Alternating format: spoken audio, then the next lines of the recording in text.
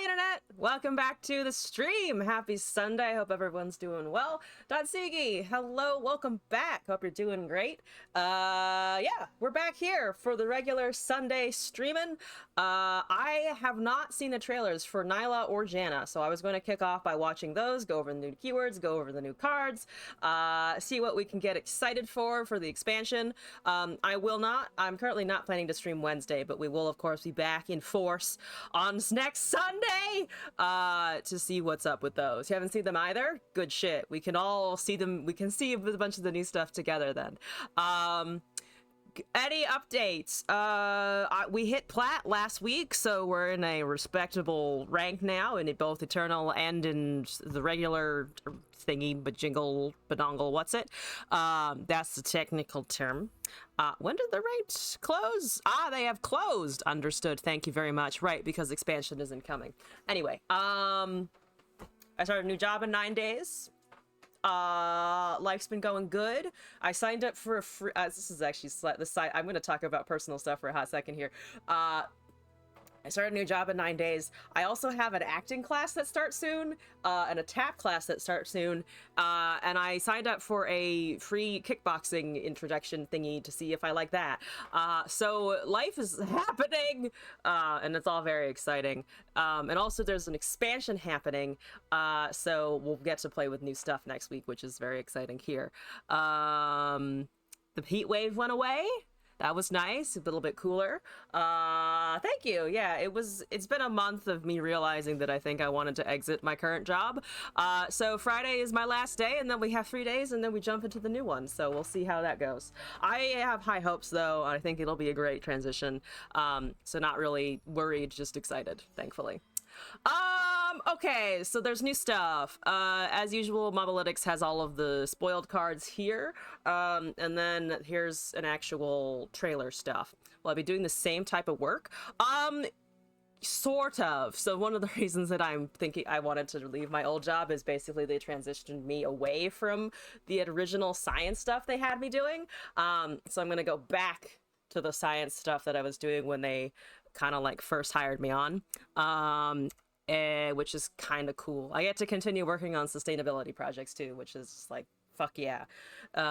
Science is dope. Let's end climate change. Well, not end, but like let's mediate climate change if we can. So it's very exciting.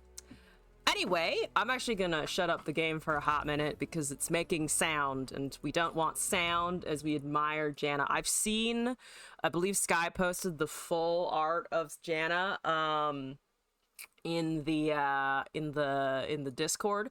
So obviously I've seen the leveled version, but also I haven't seen the other parts of it. Let's try to come back from the point of no return. Pretty much, yes. Let's not raise the global temperature by a few degrees Celsius if we can avoid it. Or if we do, let's see if we can do something about it. Humans are ingenious. Hopefully we'll not wreck the earth. Yay! Anyway, on less depressing topics, hopefully, it's Janna! You called and I answered. How's the volume? I think the volume's good. Let me know if it's excessively quiet. I love the music! Holy shit, I love that music! Anyway, the trailer music is a banger. Fresh start, just looking for a sign. Smells like burning. We're up against a nice Annie deck over there. There's that updraft discounting of the cards. The music is quiet. Upon your mighty wings, old friend. I'll make it louder. Wind need not be seen to move our world. Leap of faith, huh? You'll catch me, right? Wait, you? Oh, I love that for you. Deck shuffling and draw. Others, not yourself.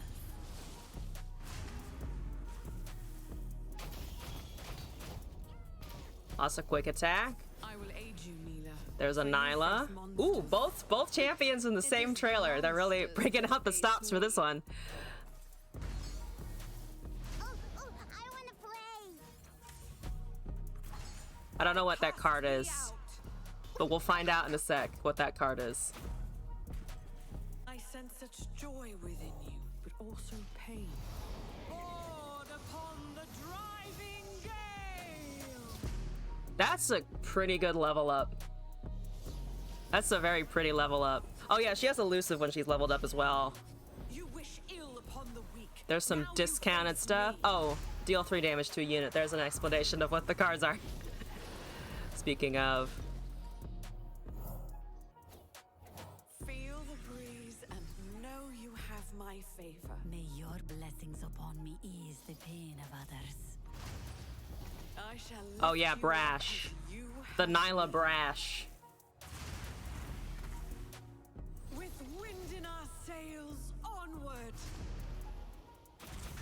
Your faith in me has been rewarded.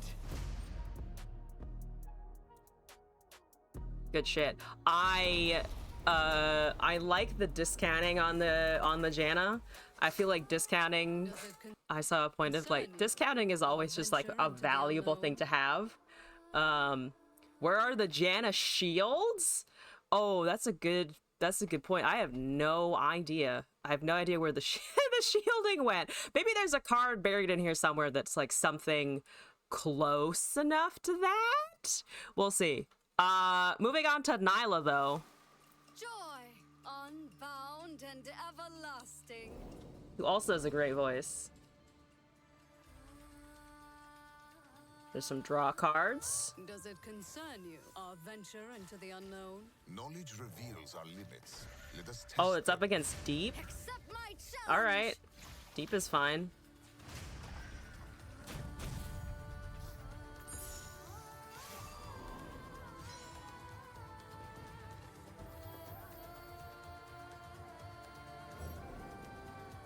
Updraft. Your drive towards your limits is admirable. Whoa, it does your whole hand? First, I'm sorry, that thing just updrafted the entire fucking hand. What the fuck? That's crazy reshuffling. I seize the initiative. What terrorizes you? Take me to them. Well, she's beaten back the hentai. What a girl. More great music, by the way. Swift, strong, she cuts the tides like a dancer. There's a Nautilus. Your might. Oh, I guess it's the ocean folks, only they decided to go with Nautilus instead of Pike. Different Stinky Ocean Man. agility. Let me chase you. Sublime. Submit to ecstasy. It's a lot of brash happening. The river bends but never breaks. Interesting. Okay, I really like the look of that guy that updrafts the hand, so I need to figure out what is Carry his me to fucking deal. distant lands and worthy challenges. Okay, so that's the new champions that have been announced. I'm gonna make this make noise so we don't have just fucking dead silence and me blabbering. As we look at the new cards, I did also pull up the Instagram because it explains the keywords a little bit better than the Mobalytics does, I think. So first of all, we've got elementals, which are many spells and effects will receive the elemental type. So it's just the new subtype as I'm understanding it. I'm gonna ignore that for now because it's just a subtype. It's not a new keyword per se. Updraft is shuffle a card into your deck and reduces cost by 1, which seems pretty strong in general. I feel like there's definitely a lot of madness to happen with Updraft, especially in Eternal, where cards like TF are still living and alive and well, and also, you know, synergize with draw pretty strongly. I really want to do an Updraft TF deck, okay? I'm gonna have all the ocean people at once, and also an angry man who throws playing cards at people. You know? I'm drowning, have a card. Which is, to be fair, I think the card gamer's mantra, you know? I might be suffering in many ways, but have a card. Don't know if these cards are in any particular order. It looks like they're not really, but they're kind of. So we'll just walk We'll just walk through them. There are a lot of interesting multi-regions. This is a Shadow Isles Targon card, which I don't know if that exists already. I think that might be a new region combination.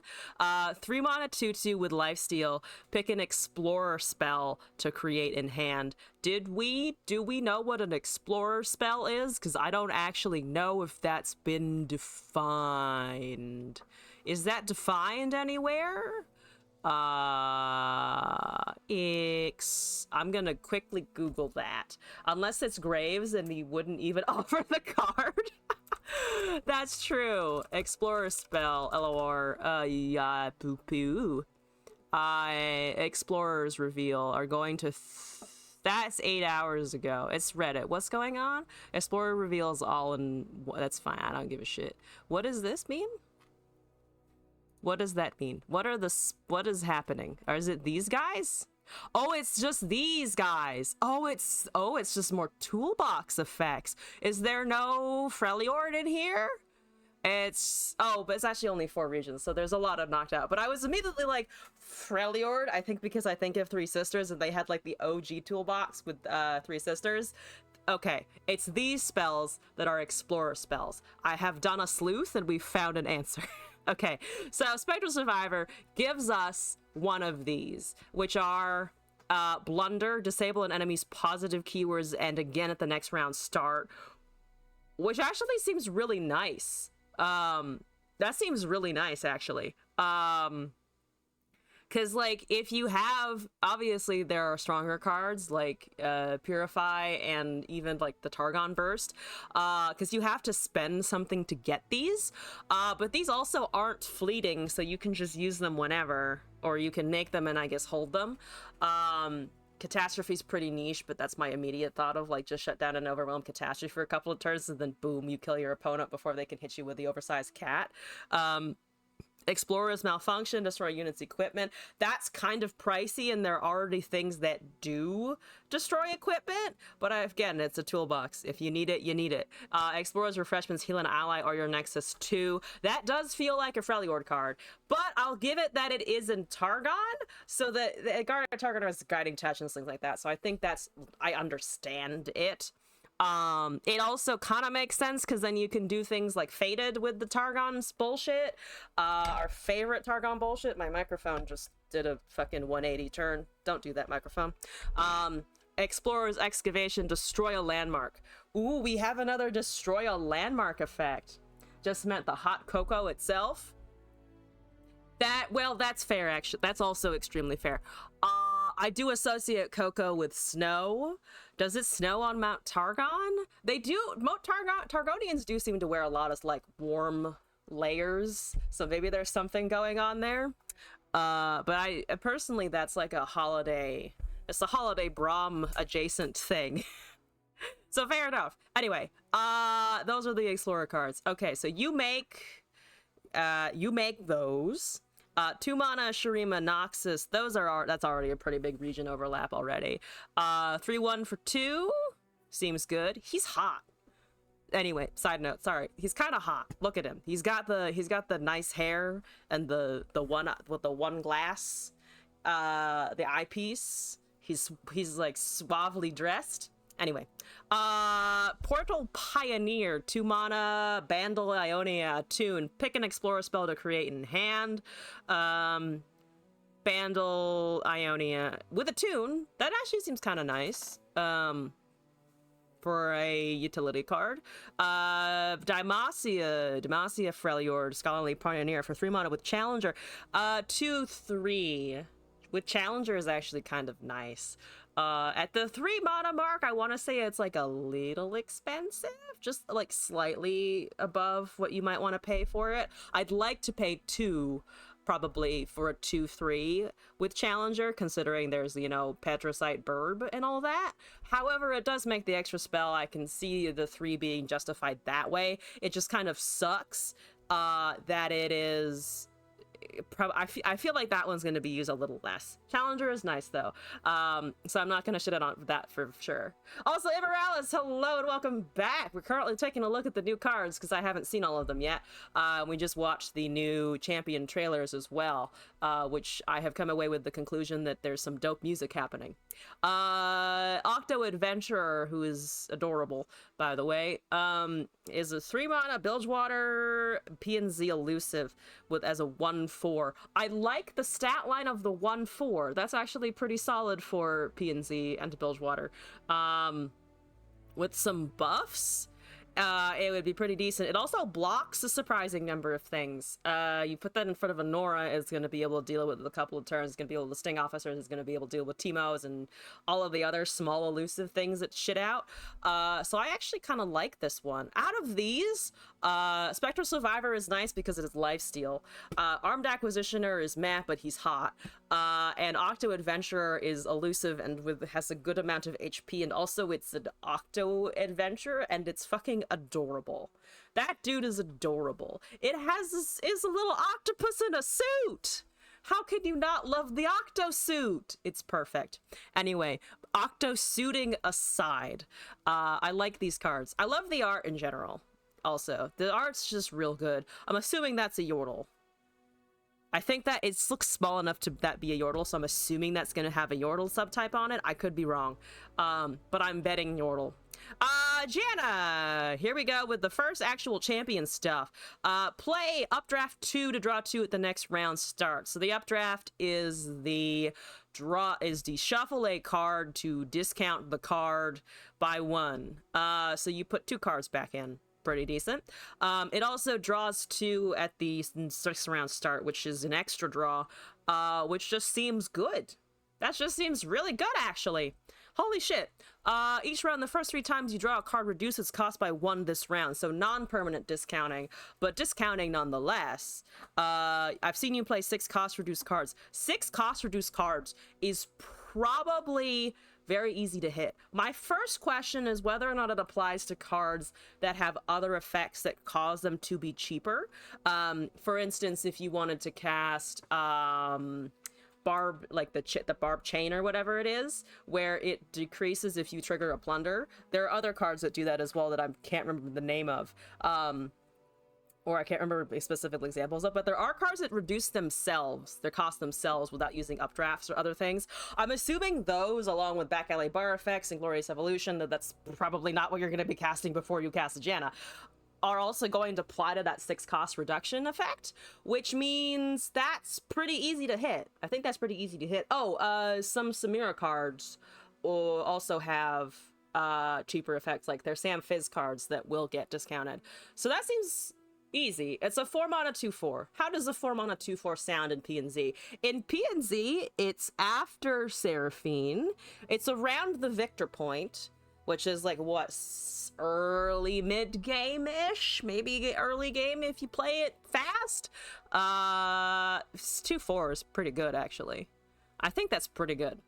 4-mana 3/5 elusive upon level. Round start, draw 1. When you draw a card, reduce its cost by 1 this round. So you get an extra draw permanently. Wait, the first time 3 times you draw a card. So it's 3 times you draw a card for the unleveled, and then it's just permanently whenever you draw a card, it discounts by 1. That seems very good. That seems very good. I don't want to know what a Janna Karma deck could pull off, because we know that Karma PNZ is already a thing and has already been a thing. So that worries me a little bit. A little to a lot of it, actually. How do I like the expansion so far? I haven't gotten to a lot of it yet. I will say that I am so far worried about Nyla the champion. I don't have much of an opinion on her support cards because I haven't looked at them really yet. But when I first saw that Nyla was a brash, there was an immediate, oh no, like inside of me when I saw it. I was like, Jack went nowhere. A lot of the brash cards went nowhere. So I'm hoping that Nyla will be able to break through and doesn't turn into a Nico situation of like, there are technically like a couple of Nico decks that are able to utilize the subtype. However, subtypes went crazy with the, what was it, like the Elise Nar deck. Nico was nowhere to be found. Warden of the Tribe was the carry. Nico just didn't happen. I'm worried that the same thing is going to happen to Nyla currently. I'm not excited for Nyla. I was talking to Glass after Nyla was announced, and I was like, I'm unenthused for Nyla. That's currently what I would say. Janna looks like incredible draw and like deck power. She feels like an engine that can get you off the ground and get you to your win con faster and very efficiently. But like Nyla's not gonna happen. Yeah, and Nidalee too. Nidalee I have seen a little bit more than Nico, so I'm like, I didn't immediately put her on the list, but I feel like Nyla's headed in the same direction. Because who uses Brash? One of her spells, we're gonna get to it, but I remember one of her spells deals damage, but says specifically on the spell that your opponent, like the units that you hit, cannot be reduced below 1 HP. Why the hell am I leaving an opponent's unit on the field when I can just kill it and I can just get rid of it? Why do I want them to have units? They can buff those things. We are here for genocide of my opponent's units. Anyway, that's my Nyla rant. I'm not crazy about her. Anyway, there's some Janna cards that also are spell effects. Eye of the Storm is a give an ally +2/+0 and draw 2 for 4 mana. 4 mana, draw 2. Immediately off the bat feels pretty good.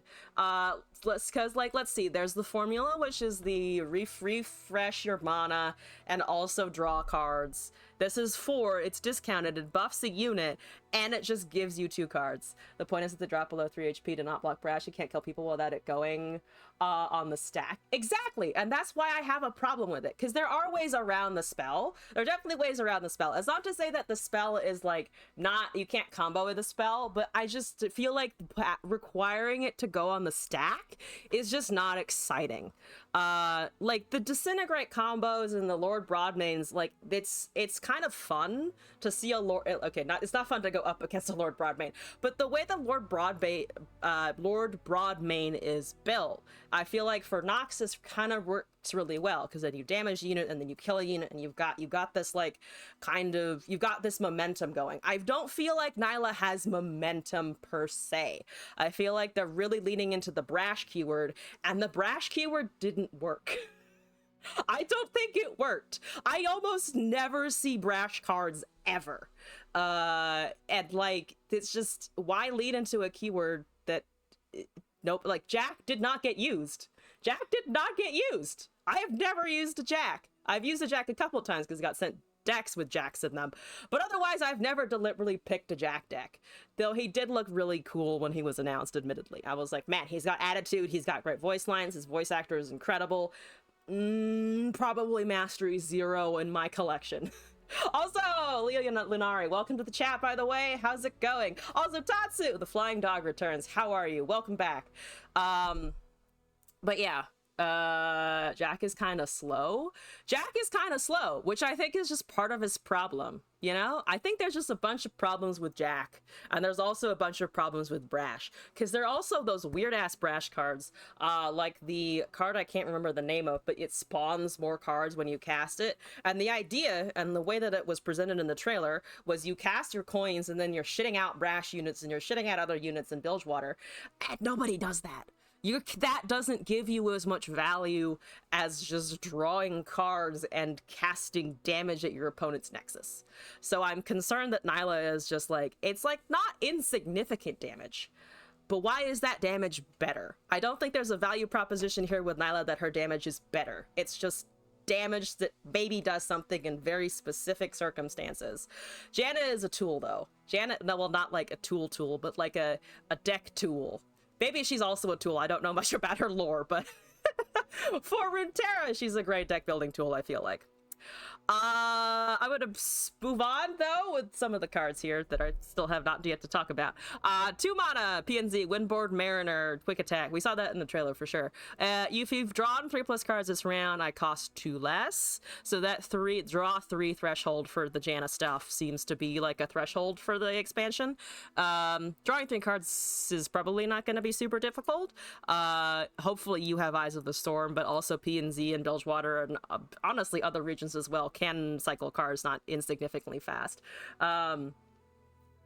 Definitely not a Karma champion. Oh no, never, absolutely not. You don't want to draw cards with Karma ever, you know? Somebody please just take Karma out of the game for like a month. I will pay money for Karma to not be in the game for a month. Can we have that as like an add-on option of just like, if I pay Riot $10, I won't have to see Karma for a certain number of weeks? Yes, it's true. For only $2.95 a minute, I will leave you breathless. She is a tool? Wait, where did that come from? Did you just make that up? What is that? I like it, but what is that? 2 mana PNZ Miriam, the Temple Caretaker. Play updraft 1 to either draw 1 or refill your spell mana. That's Janna's taunt in League? What the fuck? She's totally a tool. I like that they have that as a voice line, but that's some balls right there. But like, it's like, why? It reminds me of just like hearing an e-girl line. It's just somewhere in the void. The forecast Janna? Oh, the weather forecaster Janna. I do remember that one from TFT. It's base Janna. Wow, base Janna is fucking out there for blood and money, which, you know, blood, money, we'll take both. Also, Miriam seems I like Miriam a lot. So updraft 1 to potentially get 3 mana back. So you're paying 2 unit mana to potentially get 3, which I would say is pretty useful. It's more than pays for itself. Or you can just draw a card, which is hopefully discounted by the Janna or other means and the other updraft effects. Base Nidalee has a did you know it's mating season? Base Nidalee. Well, okay. Yeah. Alright. Okay. Good for Nidalee. I'm gonna hide in a bush and hope that she doesn't find me. Miriam I like a lot. I like Miriam quite a bit deal. Do you mean the same base Nidalee that says meow randomly for some reason? Whew. Is base Nidalee just like in Heat or some shit? Because that's the impression I'm getting. I've never played Nidalee in League, so I have no idea. Sunken Temple, 5 mana, updraft your hand. Draw that many cards +1. Ooh, interesting, actually. Skarner has a hidden Easter egg where sometimes when you stand in a bush, he pretends to be a Pokemon and says his own name? That's adorable! That's absolutely adorable. I know that Skarner's people have been completely wiped out and murdered, but also Skarner's cute. Aatrox still says shit when he sees Void Champions. I love Aatrox. I love Aatrox so much. Also, Sunken Temple seems interesting because say you updraft your whole hand. You've got 5 cards in hand. You draw 5 and it goes up to 6 because you're adding 1. That's not a landmark that has a countdown or goes away. I love Draven's line. I love Draven's line about Teemo. I've heard that one and it's just like so good. Because, like, you do look at Teemo, and I'm sure if you were a regular human from Noxie, you'd just be like, yeah, what the fuck is that? Why does the small animal have a fucking dart gun? And also, why am I dead? Sunken Temple looks like it's going to give you stacking power every turn because it gives you an additional draw per turn, right? You do lose the cards, but they shuffle back into your deck. It's not a University of Piltover where they're fleeting and they go away. You do get to updraft and continue drawing. Sunken Temple looks like fucking fun. Ooh, I like that. Okay, I'm a fan of all these PNZ cards so far. Well, most of them. Some of them are just like Windboard Mariner is cool. Hi, Miriam, though, and Sunken Temple and Janna look dope. That looks dope. I want to cast that. I want to cast a Sunken Temple. Everyone except Caitlyn hates Teemo, though. I'm in the Caitlyn camp. I'm in the Caitlyn camp. Oh, and Tristana. Yes. Gotta love the Rumble Tristana Teemo interactions. What are we looking at? Gale songs. Are these associated with anything, or are they just cards? They're just cards. Okay, understood. 1 mana, summon a Gale song, swallow. That's okay, so it makes the 2/1, which is just a base bird. 5 mana P and Z. Oh, these are some of the new elemental cards as well. The elemental ones. You love the Headmistress card? Ooh, I did see that before. We'll get to that one, but I saw that one before. It looks very exciting.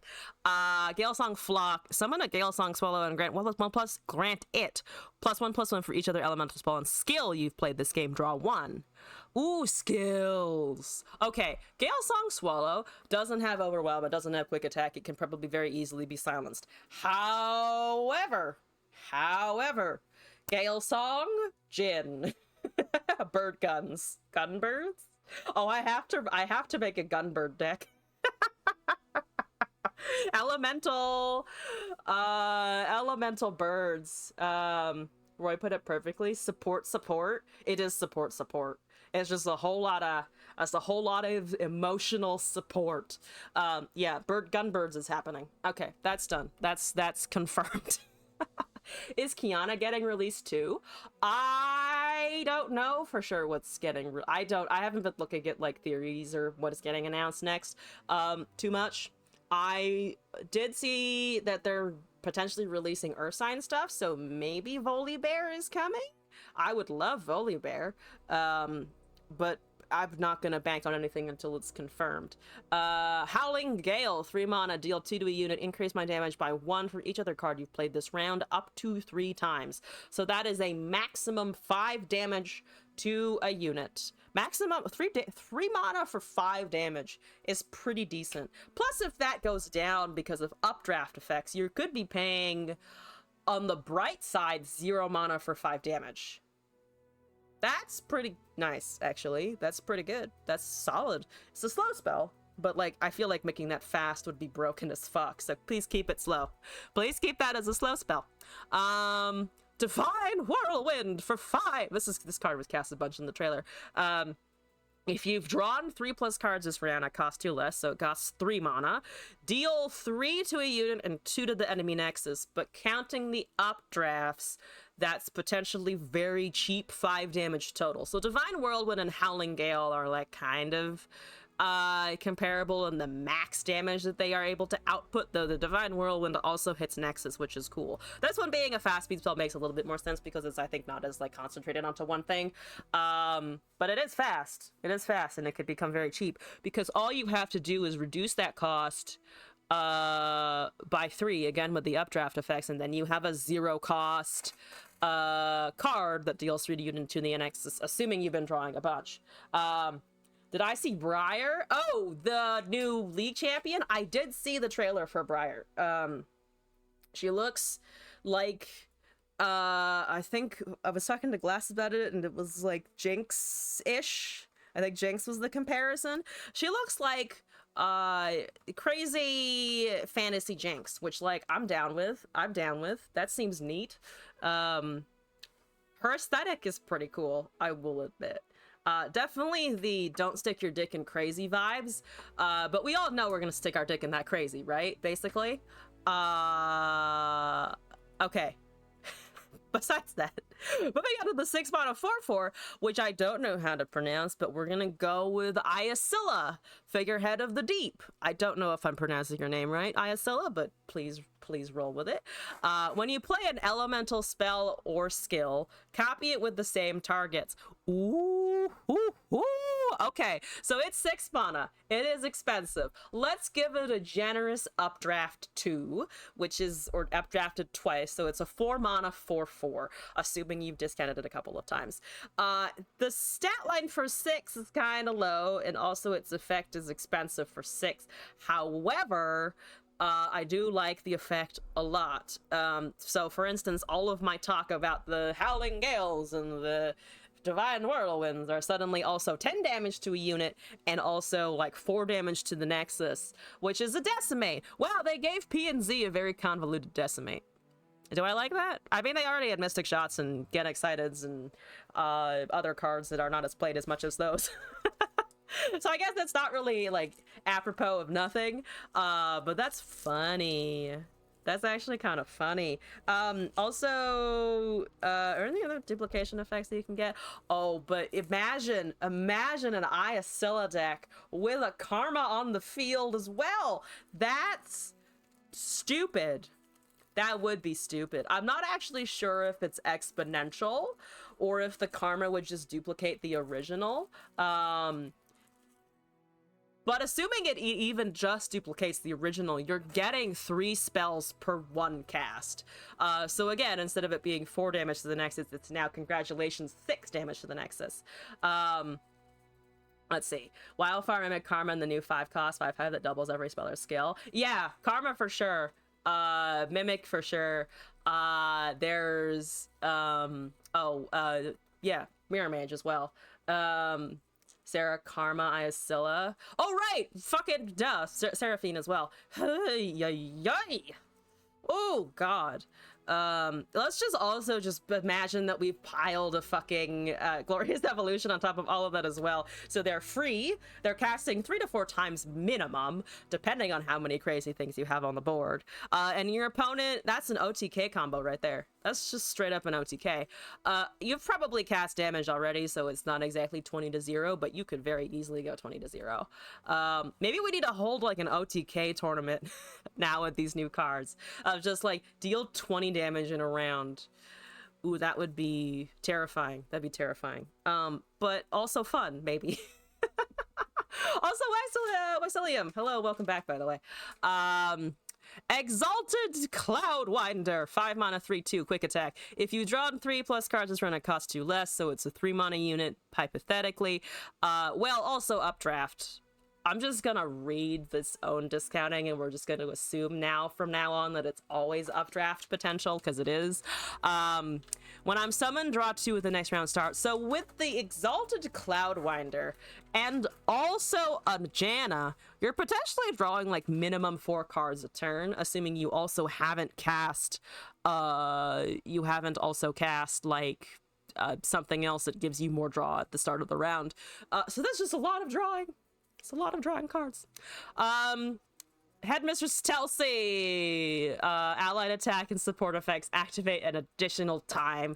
Yeah, I'm excited. I'm definitely going to try to run that card with the support train that you can do with Targon. So I'm building Nox's Targon like immediately because nothing makes me happier than Mountain Sojourners in a line, in a train of just stats. I want the stats. So yeah, Telsey's pretty dope. Let's see. Lonely Chime Slime, 2 mana, 2/3. When an ally dies or last breath, plant 4 chimes in your deck. That seems incredible. We already have a Bard Chime Meduli deck with Shadow Isles. So that's gonna be pretty exciting. Waxilium, no worries. I was just saying welcome back. I hope everything is doing well. Welcome back to the chat. Yeah, Lonely Chime Slime is immediately hopping into that Meduli Chronicle Rekindler pile of things. That's gonna be exciting. It's gonna be fun. Watery Grave! Oh yeah, I saw this. I saw them say that they're deliberately adding some extra support for Mill. There's Mill. They've added a fucking Mill card and it's only 3 mana. It's only 3 mana. Imagine casting that on a deep player after they've hit deep. They don't have cards anymore, motherfucker. Okay, they have a few cards, but they don't have many cards. I'm very excited. Shadow Isles is quite interestingly kind of the mill place, because also if you have cast a Maokai and have Watery Graves left, then they're done for. They're gone. Goodbye. Mill's a thing. Me with 18 obliterated in your deck. 18 obliteration is a lot of obliteration. That's almost a half the deck. MILF? I do like that. I do like that. We need the somebody to add to be like the head of the MILF deck. Right now it is technically just Maokai and Aloof Travelers. They're not exactly people I would call MILFs, but we can say that Maokai is an honorary MILF for these purposes. These cards are just karma support. Yeah, I mean, unfortunately, I feel like most of Runeterra, the card game, is just karma support. A lot of these cards are extremely good for karma. However, can we not, is the game not just supporting karma? Also, Remedy this week is nuts. Okay, so when I walked into the start of the stream, I was like, okay, there's some new cards, let's check them out. I'm legitimately getting excited about these cards. I did not expect to be excited about these cards as I am right now. These cards are fucking cool. There's so many cool things in here. Yeah, no, they're not even done yet. We still got a few fucking days until Wednesday, bitches. We're getting there. General of Dunes is a 4-mana 4/4 with Shuriba. Daybreaker, when you activate another Daybreak, grant the weakest enemy vulnerable. Yeah, I saw a comment that that they were giving Shurima Daybreak, and it was like, huh? They are giving Shurima Daybreak. Also, Volibear. I was just saying earlier, because of what you posted in the Discord, that we might be getting Volibear this expansion, which would be so cool. Every card in the right proportion in any deck is support to karma. Do you draw cards? Do you deal damage? Do you have a win con? Congratulations, you have a karma deck. Are you playing the game? Congratulations, why don't you just put a karma in there and see what happens? They're also elites. Thank you for pointing that out. I didn't actually clock that. They are indeed also elites. That would be some interesting, let's see, what could you do with that? I mean, it's slightly limited because it's Shurima, so you couldn't do like Demacia Tarragon, which has a lot of Daybreak Shurima, unless you did some weird champion bullshit, which I'm actually trying to think if there's a way to do that other than free build. Doesn't come to mind, but good point as well. Our breathing, our congratulations, our support to karma. Yes, congratulations. You have participated in the karma economy. Streamer units are kind of boring, not gonna lie. I think they're either doing some interesting shit. I kind of agree that they're not powerhouses. Like, I'm probably not going to be as casting Defenders of the Sun Disc as awesome as I'm casting Miriam, potentially. But I feel like they are leaning in a direction that I didn't necessarily expect with the region and the subtype combinations. So maybe that evolves into something else. I like them because they're like interesting and kind of unique in the Runeterra environment. But it's interesting. The general is good for some Demacia Renekton. Demacia Renekton is not something I would innately build because it's Renekton, and he is unfortunately kind of easy to shut down. But I think they're trying to build something with those cards. I'm not sure what it is exactly, but they're trying something. Maybe in like a couple of expansions it'll make more sense at hindsight. 2-mana Bandle, moving on a little bit though. Skip, King of the Reef, elusive in Bandle. Pick one of 2 non-champion cards from the enemy hand, and I capture it. Oh, that's very nice. Okay, it's a 1/2. It dies to almost everything. It dies to a couple of pings. It dies to a group shot. It dies to disintegrate. It dies to a mystic shot. It dies. However, being able to take a win con and then protect your skip is pretty nice. I adore being able to look at my opponent's hand. It's like a diet divest or a diet duress in one card, and I love it. I have been begging for a divest duress situation for a very long time, and they actually kind of put it in here. They actually kind of did it. It's easy just to steal the ping. That's true. It doesn't say follower. Wait, the skip? Yeah, it just says non-champions. Yeah. So you can probably take a lot of things. You can't take the champions, for sure. You can't steal their Janna. which is probably what you would want to take by the time this expansion drops. But you can get everything else. You can take their denies, you can take their counters. Oh yeah. You can take their pokes, you can take their removal. You could take their like one of catastrophes. How many times can I uselessly mention catastrophe when no one's going to be casting that? A lot. The answer is a lot. Bursting Backpack. 1 mana burst spell, appropriate for the bursting backpack. I saw this before, I love it. For each bursting backpack you've played this game, plant 4 chimes in your deck and plant 4 poison puff caps in the enemy deck. Create a bursting backpack in your deck. So let's say we have 3 of these, right? It's full fucking place. You cast the first, it plants 4 of each. You cast the second, it plants 8 of each, which brings you up to 12. You cast the last one, you get 12 of each, plus the 8, so that's what, 20 or so? Definitely my card? Oh, absolutely. It's 20 if you only cast the 3 bursting backpacks. If you duplicate it, if you use Perfectionist, if you use Counterfeits, if you use anything, that will balloon incredibly quickly. Also, if you have Avas, if you have all of the other puff cap thingamadongles, it's going to be incredible. It's 1 mana. It's only 1 mana, and PNZ Bandle is an established fucking puff cap region. I am excited. I can't believe they printed this. I can't believe they're printing this. But I'm not complaining about it. Karma support. Oh, exactly. God, now you also get, not only is your karma a karma, it's also now a 40/40 karma. So it will never die to damage ever in its entire life. Incredible.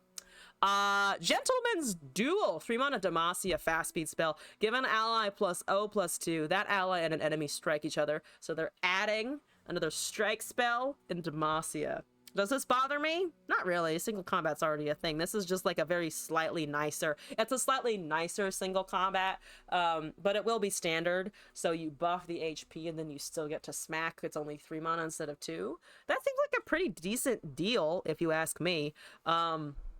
I believe that's Laurent Chevalier, whatever it is, in the image. That's fine. I'll take it. Capsize. That's the Swain boat for sure. That's the Leviathan. Ionia. Slow. Recall an enemy to increase the cost of the next your opponent plays this round by 2. They actually introduced a card that increases the cost of your opponent's fucking units. Okay, I have a question. If this card is double cast, for instance, if you let's say you are contributing once again to the karma economy. You have a karma. Does it double the amount that it costs by 2, or does it just cast on 2? Or does it just cast twice? So both units cast, like your next opponent's 2 units cost 2 additional each, or is it +4? I think, because of the way duplicating spells generally works in Runeterra, it would actually be 2 units cost 2 more each time they're cast, is my guess. It would be fucking hilarious though if it made your opponent's units cost +4. That would be funny. Capsize is definitely going to be fun to play against. It will be definitely one of those cards that is more fun to play than it is to play against. But I love hand hate, so it is unfortunately in my wheelhouse. It is, I mean, it's 4 mana slow. Is it going to see a lot of play? I'm not willing to bet that it will. Unless you're running the Janet Karma thingy and you want to be like, okay, not only does all of my spells give me value and punch you in the face, but also you can't cast anything after I've punched you in the face. That seems pretty viable. Updraft the Capsize. Alright, moving on to Nyla. 2 mana, 2/3 with Brash. Attack. Create a slipstream in the deck. Where is the slipstream? There's a slipstream. Draw 2 and grant them fleeting. Okay, so you draw cards with the Nyla. We saw that in the trailer. Drawn 16 cards as their level up. Effect. Oh, and it creates a slipstream in the top 6. So you don't automatically get it, but it is there in the deck. Jana Karma is the first thing you are gonna build. Feel free to hate you. I don't hate you. I don't even hate the Azarelia players. The Fiora players, I'll meet you out back and we can have a scuffle. However, I don't hate you for building Karma decks. I can't bring myself really to play the Karma decks too much because it's a Karma, but I understand. It's very effective. It does the thing. It does damage. Go for it. Live your life. You do? Oh man, there's gonna be a lot of scuffles out back about Karma potentially. So a Nyla on level up is an attack. Create a slipstream in the top 6 cards and deal 2 damage to all enemies and the enemy nexus. They cannot drop below 1 HP from this damage. There's the thingy where you have to put things on the stack, which is unfortunate. As Aurelia players, there's a special place for them somewhere. That's all you're gonna say. There's a little place that's full of sand and trees and sparring children, and they are forced to live there forever in purgatory. Okay, so there's a couple of spells here. There is a Nyla's Formless Blade, and it also is a regular card. So Formless Blade, deal 2 damage. It can't drop below 1 1 health from this damage. So there's basically the a burst effect as well for that. You were the Karma Ezreal enjoyer. Okay, I actually haven't seen an Ezreal in a hot minute. So I feel like that's okay because I've recovered. I've had recovery time from Ezreal. Oh, Ezreal, that little annoying twink. Anyway, there's only one Karma deck that you play. Oh, which one is it? I'm curious. Which one has made you go to the dark side? Joy Unending is a 3-mana Bilgewater card with bursts at burst. Give allies +1/+0 and heal damaged allies by 2. +1/+0 and heal by 2. Oh, heal is actually not that bad. Heal in Bilgewater is a little surprising. But not bad. I'm wondering if the Joy Unending would be unfortunate synergy with the Nami, the now reverted Nami, who now does also grant HP whenever you cast a spell. Because Joy Unending with Nami sounds a little scary. I'm wondering about that one. 1 mana, Bilgewater, 2/1. Once you've drawn 3+ cards in a round this game, grant me +1/+1 and Brash. Okay, more Brash synergy. Sure. 4 mana, 2/1. When I'm summoned, updraft your hand. Grant me +1/+1 for each card updrafted and draw 2. This is the nutty card that I saw in the trailer. Updrafting your entire hand, drawing 2 cards, and granting this thing +1/+1 generally to me feels like it's gonna be pretty strong, because also if you draw a bunch of cards, like say you have somehow maxed out your hand size by 4, unlikely. Let's drop a little bit below that. Let's say you have 7 or 8 cards. That becomes a 9. It becomes a 9/8 or a 10/9, which is pretty big for 4 mana. You do have to draw a lot, but the Janna spells and everything else already do draw you a bunch of cards. So the Dedicant at the challenge seems very good, because you also get to draw 2. So it's, you have a full hand, you get a giant unit, you draw 2 cards, you already have a Janna on the field, you already have something else that's going to draw you more cards in the next turn. That seems very good. I like that one a lot. TF is going to go nuts. Tide Dancer, 6 mana. Oh, it's the boat. When I'm summoned, draw a Nyla. Each round when you play your 3rd card, give other allies +2/+0 and Brash. When I would gain Fleeting, reveal me instead. Oh, so it counters the Nyla... which card was it? It was the Slipstream. It counters the Slipstream effect. So instead of it going away, you just show it to your opponent that you're going to be drawing a Nyla in the future. Tide Dancer. Okay, so I'm gonna probably want to build Nami Nyla at some point, because there's already a little bit of synergies here with just casting a lot of cards in a turn, which seems fun. I guess you could do like Janna, Nyla, Nami, or a Janna Nami deck, Jananami might honestly be a little bit stronger just innately because of the Janus discounting. But that would be fucking entertaining. Okay, Tide Dancer is cool. It's also beautiful. I love those sails. I want watercolor sails. I don't have a boat. I just want the sails. 5 mana! Bilgewater, Deluge. For the rest of the game, all your elementals, spells, and skills deal 1 extra damage. So you remember all that shit I was saying earlier about like, oh yeah, this is gonna deal fucking 4 damage, and I was like, it could be dealing 12 damage. Now it's gonna deal 45,000 damage with the Deluge. So exciting. Good shit. 7 mana, 5/5. Thank you for the deck code, by the way. Wizened Helmsman. Manifest 2 different elementals spells you've played this game, and they cost 0. Oh, no thank you. Oh, God. Okay, wait. All right. So let's say you have a Karma. Let's say you have a Seraphine. Let's say you have the duplicating things. A lot of them. Just a whole shit ton. Now you also get spells for free. Oh, boy. Yeah, because, I mean, you're going to be enlightened with Karma anyway, and who Karma doesn't give a shit about fucking how much a card costs. So that seems good. Good, yes, nice, good. Now fucking elephant is fucking broken, fucking damn it. That's a I am a little blown away. I'm a little swept out to sea by this elephant, not in a good way. In a, help! Help, the riptide! I'm drowning! I'm being hit with water a lot. My nexus is gone. Help. All right. Yeah, no, why? Why did they make that? Why did they make this card? Why card? Why card? Why card in card game? Seriously though. Also broken. Hey, welcome back. How's it going? Anyway, moving on. 3 mana, 2/2, attune and elusive. When I'm summoned, create a slipstream in the top 6 cards of your deck. So that was just a little boost to the Nyla stuff.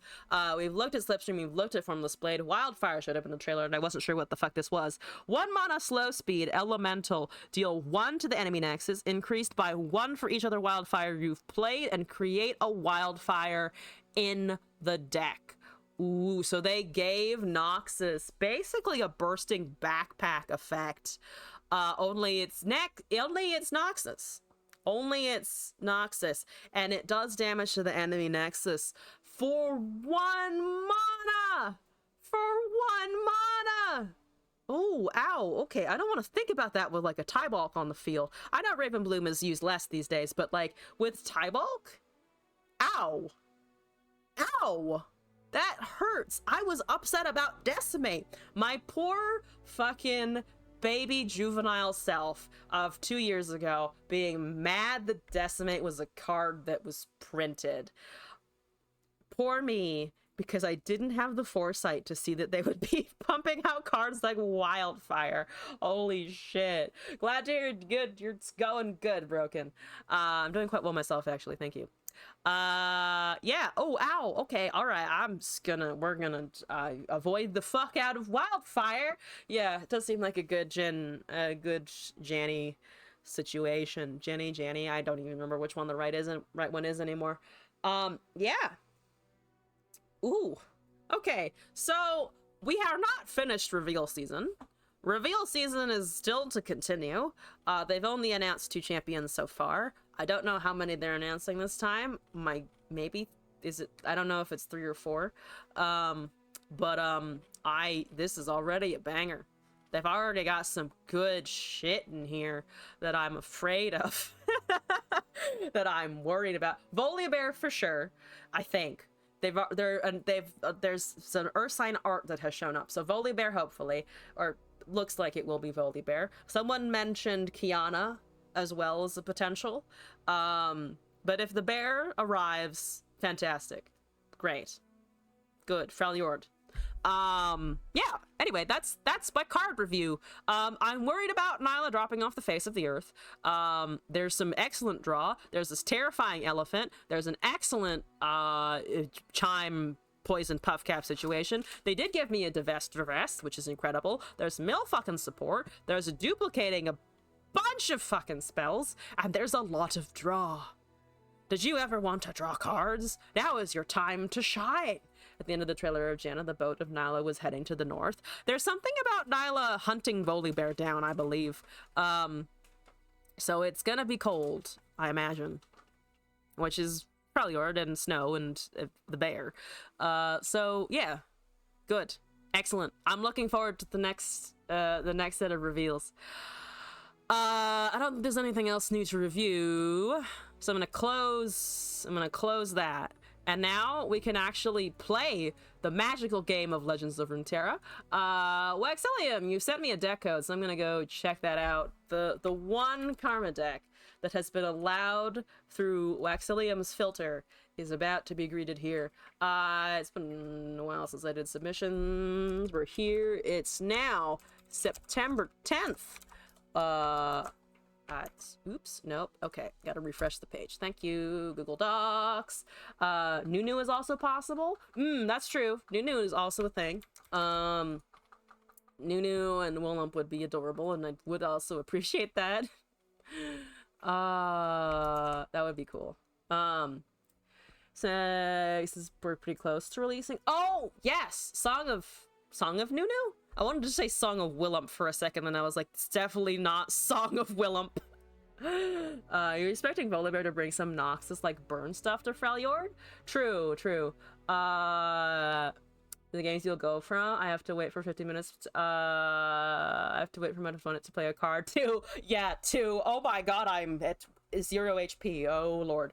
Your next turn for 20 to 1 in 1 turn. Yeah, it's not Nunu. Or behind Nyla, she says she's hunting Volibear. That's what I thought. I heard something about that one. Wildfire is way more busted than we thought. I'm not surprised. In the trailer, it popped up for like 5 damage, and I was like, there's no way a 1 mana spell does 5 damage. There's definitely a way that a 1 mana spell does like fucking 17 damage at this point. Send help. Also, I did text to you as well. Multiple wildfires in the stack will all get the damage buff, so you get 3 on the stack at the time. It's 15. If you put 3 on the stack, it's 15? I'm alarmed. I'm very alarmed by that. Oh lord, no. Oh god. Also, the Ursine art from today. Yeah! Oh, if anyone hasn't seen the Ursine art, I'm gonna quickly bring that up. Where did it go? This is the Discord. This is the Discord. And this is the art. This is some pretty cool art. I like it. It's a fucking skull bear situation. Absolutely fantastic, top tier. Because all of them will go up to 5. That's unfun. I wish to not think about it. We're gonna pretend that wildfire isn't real, and I'm going to be over here with my fucking bursting backpacks being like, Scout's honor, baby! And hope that it actually works. Annie sent a wildfire with catalog of regrets incoming. Ooh, catalog backpack. I'm gonna anytime wildfire is brought up, I'm going to implement the defense mechanism of, but what if you also did that with backpacks? Anyway. Ooh, there's more Ursine stuff. Ooh, there is. Oh shit. Okay, that's fucking gorgeous. That's gorgeous. And that's also gorgeous. Ooh, I like the snack. The snack is looking pretty good. Thank you for sharing those as well. Join the Discord if you want the hot content. People post images in there. Unless you don't want spoilers, in which case, don't join the Discord or mute everything. Did you see that the Shellfolk is the backpack is the new Shellfolk Infinite OTK? That does not surprise me. You were talking about cards that like duplicate effects. That makes sense, right? Because you double cast. You can find stuff and then just cast stuff and draw things. Volibear fought the snack. So he's Freljord. Volibear fought the snack. Best sentence ever. Subterrors in Yu-Gi-Oh! I have to look that up. What does the Subterror in Yu-Gi-Oh! Look like? Subterror Yu-Gi-Oh! Let me zoop boo boo boo boo boo boo boo. Oh, they do kind of, don't they? Oh, shit. Okay, yeah, I see your argument there. That, like, skeletal armor kind of effect. You get a free one, makes more buffs next one, make more projects, put, like, several hundred mushrooms in the opponent's deck on 6. Oh, yeah, because of predicts. As long as it's random, you get more. Oh. Fantastic. Okay. Bursting Backpack is getting made. Support is getting made. Gunbirds is getting made. We're gonna be doing so much on the expansion Sunday, or the Sunday after the expansion, aka in a week. Anyway, what are we doing? We're doing a deck. Oh! I meant to do that! I promise! I definitely meant to change scenes. I don't even know how I did that.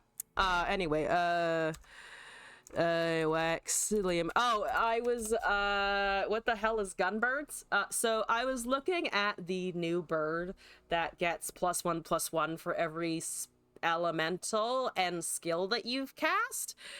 So I was immediately thinking, oh, what if we just did Jin with the new bird card? It's very silly. It's not going to be particularly strong, but it did give me a good giggle to think about Gunbirds. So I might be making Gunbirds. Because that's the first thing I thought of like, oh yeah, skill synergy. I mean, you could also do like fucking, Tybulk or something, and Ravenbloom, but Gunbirds has a better ring to it, in my opinion. Okay, Breakthrough Karma. What we got? What's breaking the mold here?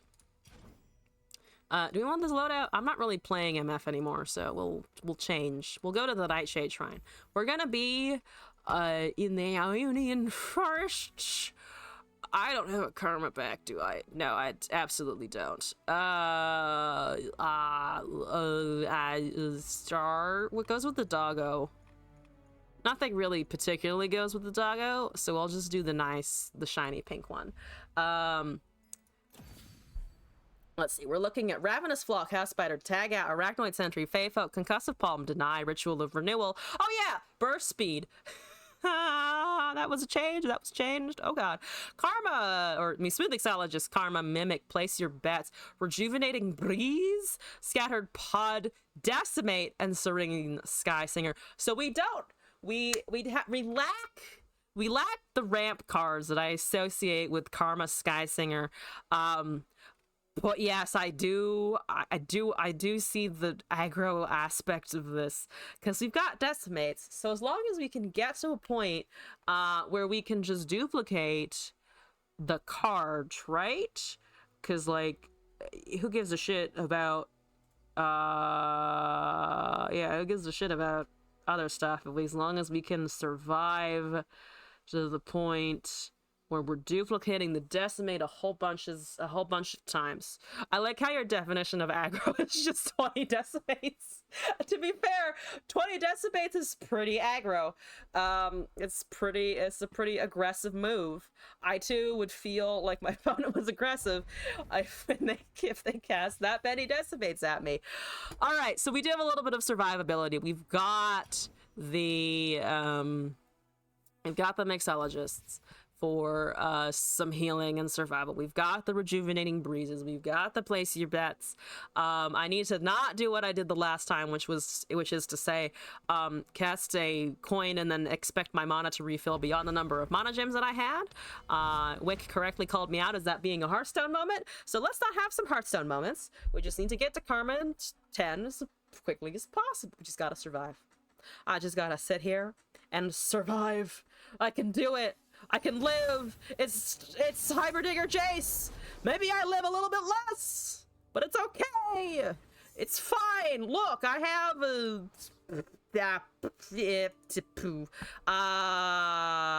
Concussive Palm and House Spider. I feel like can maybe stay. That's unfortunate, but I have a House Spider. It'll be fine. My spiders will protect me.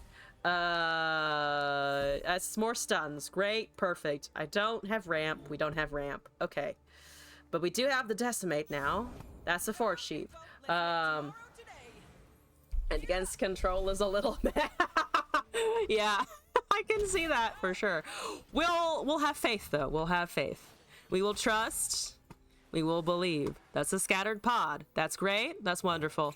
I can draw a spell, which is exciting. Do I care about killing that? I mean, they're gonna refill all of the mana anyway, so not the worst. It's not bad. It could definitely be worse. It could definitely be worse. They didn't cast a 6-cost spell right then, which is exciting. I dare say that's kind of fucking exciting. I could also just continue waiting. They probably cast like a shock blast or something, right? Eventually? That's a Jace. Understood. Understood. Okay, that's still fine. We've got stuns. We can wait. We're gonna have up to 8 mana next turn. We got 2 concussive, so I don't think at most I think we'll need 1. Another house spider top decked here, so we can do stuff. They're gonna have turrets soon. Are we concerned about the turrets? Not particularly. They also didn't cast they did not cast a spell again. Exciting shit. That has quick attack. I don't give a fuck. We don't need lifesteal. We're at 18. That's totally fine. If you want to hit one of my spiders in the noggin. Yeah, I perfect. Good. Yes. Fine.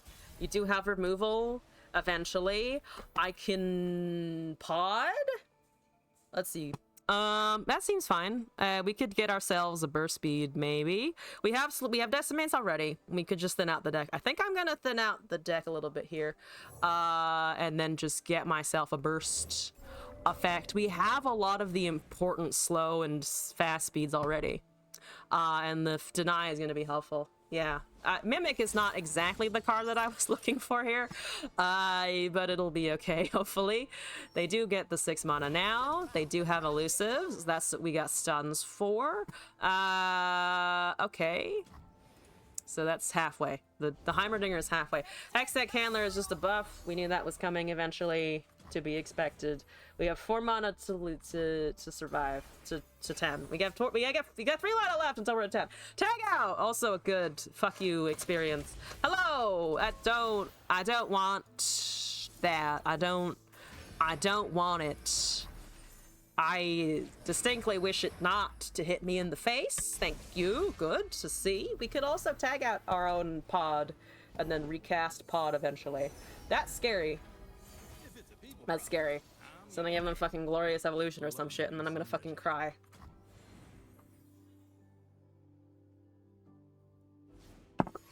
Is that a spell? Oh, it is a spell. Why did you target the pod? Why pod? Also, Sky, hello. Thank you for the resubscription. Lucky 13 months right there. I have heals in the deck, so I think I am just gonna recall pod. I think I am just gonna recall pod, recast pod, keep drawing. We have rejuvenating breezes, which I'm gonna hope are in here. We can counter future damage. We've still got the stun. We've still got a flocky business. We still got a flock business. That's gonna level. That's gonna level. The Jace goes back in. That's okay. We're gonna pass the turn. Uncounterable. Counterable. Yes. There's the level. Can we make it? Can we make it? Serene Skysinger right now would be like pretty good, but I don't have draw.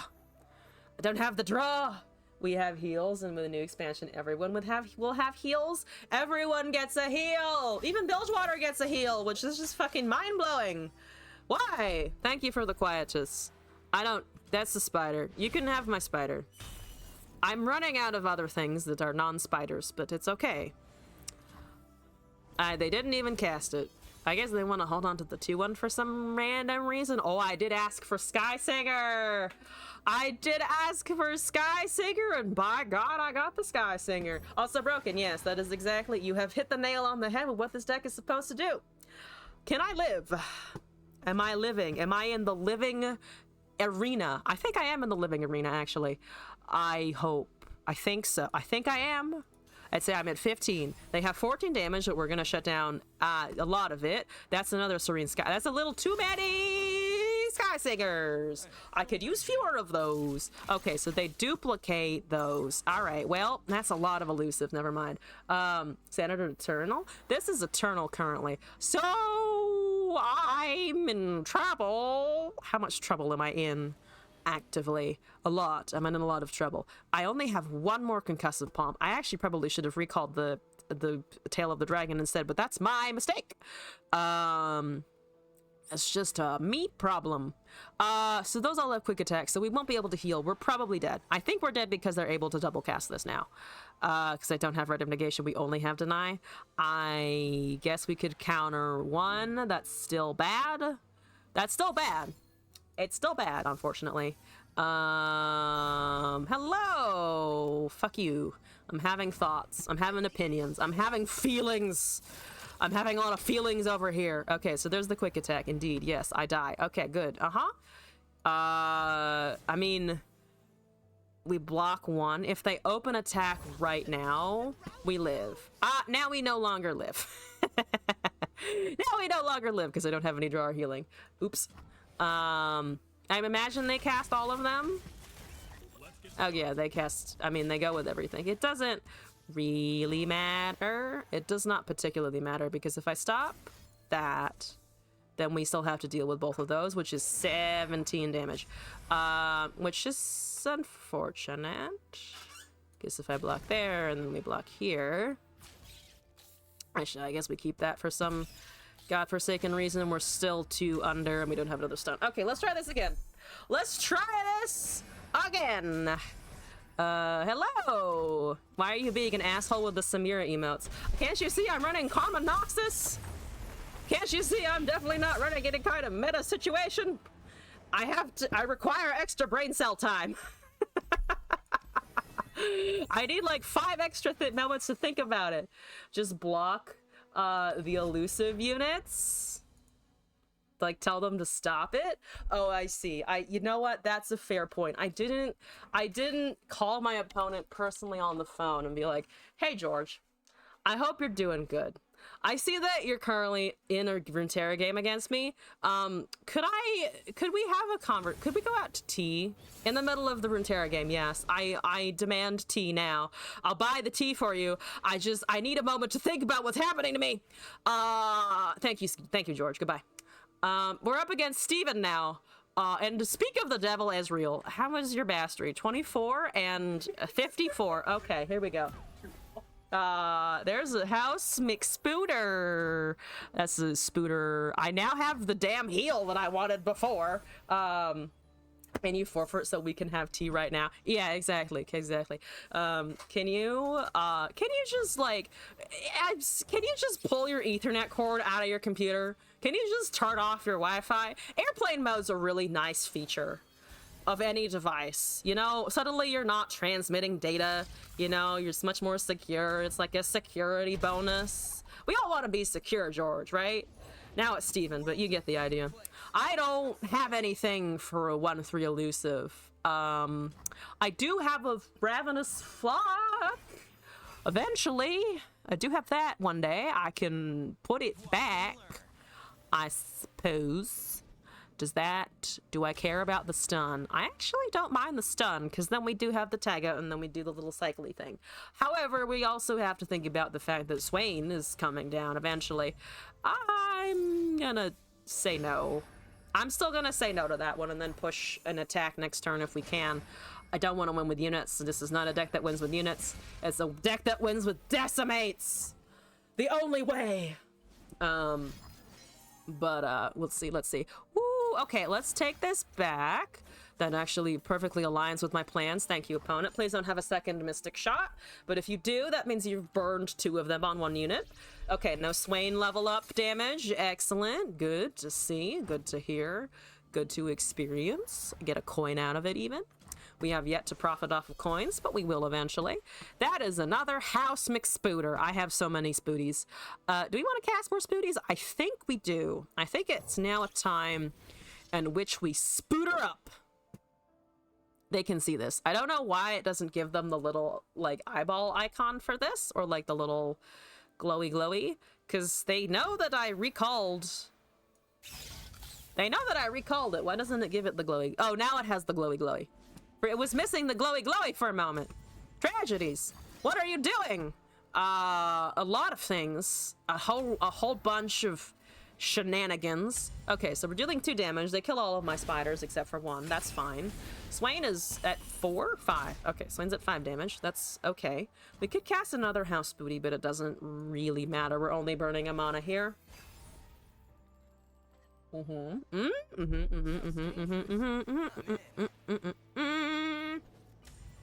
We just want to recast this again. We have more, and we have an Arachnoid Sentry.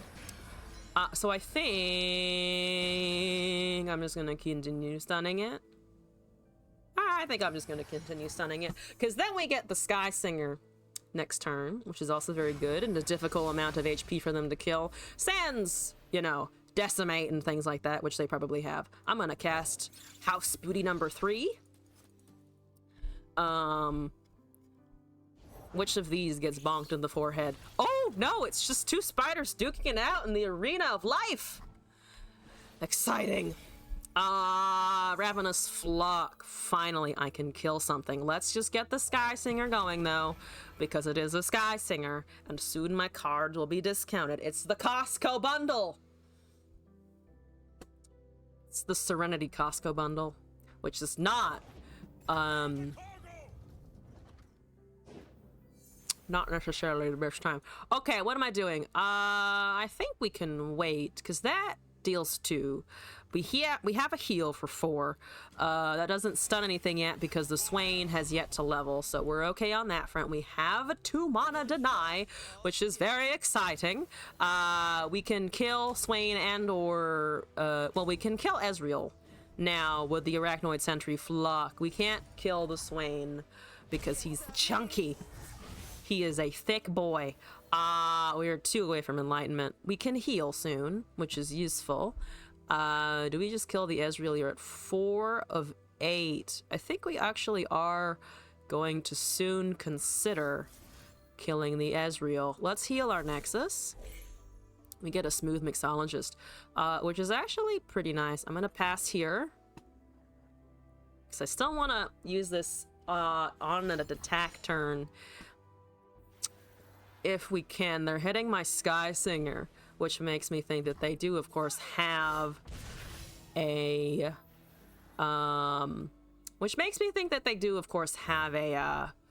Ravenous Flock, but we're gonna heal it so that they have to redo the damage and recommit more damage spells if they want to flock it dead.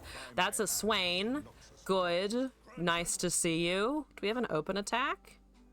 We almost have an open attack. Well, actually, we kind of do just have an open attack, because we have the Flock now as well as the counterspell. So... Ow. That's a 3 mana Decimate. We are almost at the Decimate Mimic point of life. So, in the name of that, we could also stun the 5/7 first and see what happens. Because we do also want space for Karma. I'm gonna attack, because Sky Singer has done its job. This is almost lethal. We are trying to get in some healing with the 3/6. Okay, so that probably dies now, but we can also kill it as well, so that the Swain has a harder time leveling. They're down to 10 with the Karma duplicating. We are actually kind of okay. We are very okay with their current HP. So I just need to somehow make sure she lives. Replace the 1/1 spider. I was gonna do that, but I think our attack was okay. I'm gonna try and get rid of Leviathan. They might just recast Leviathan, but I don't like it. We're at 20. I think we can handle the Ezreal for a little bit more. It's 5 at 8. I don't like it, but we're gonna do it. If they have a spell, I think it might be worth countering, depending. Unless it's just another damage spell at one of our stuff, in which case take it. It's done its job. P and Z. Okay, so you're killing stuff. The Ezreal is almost there. The Ezreal has already counted the targeting. You're gonna go up to, it's +2 damage, so it's gonna be a 13 of 16. So they probably level the Swain, unless you find a counterspell. Okay.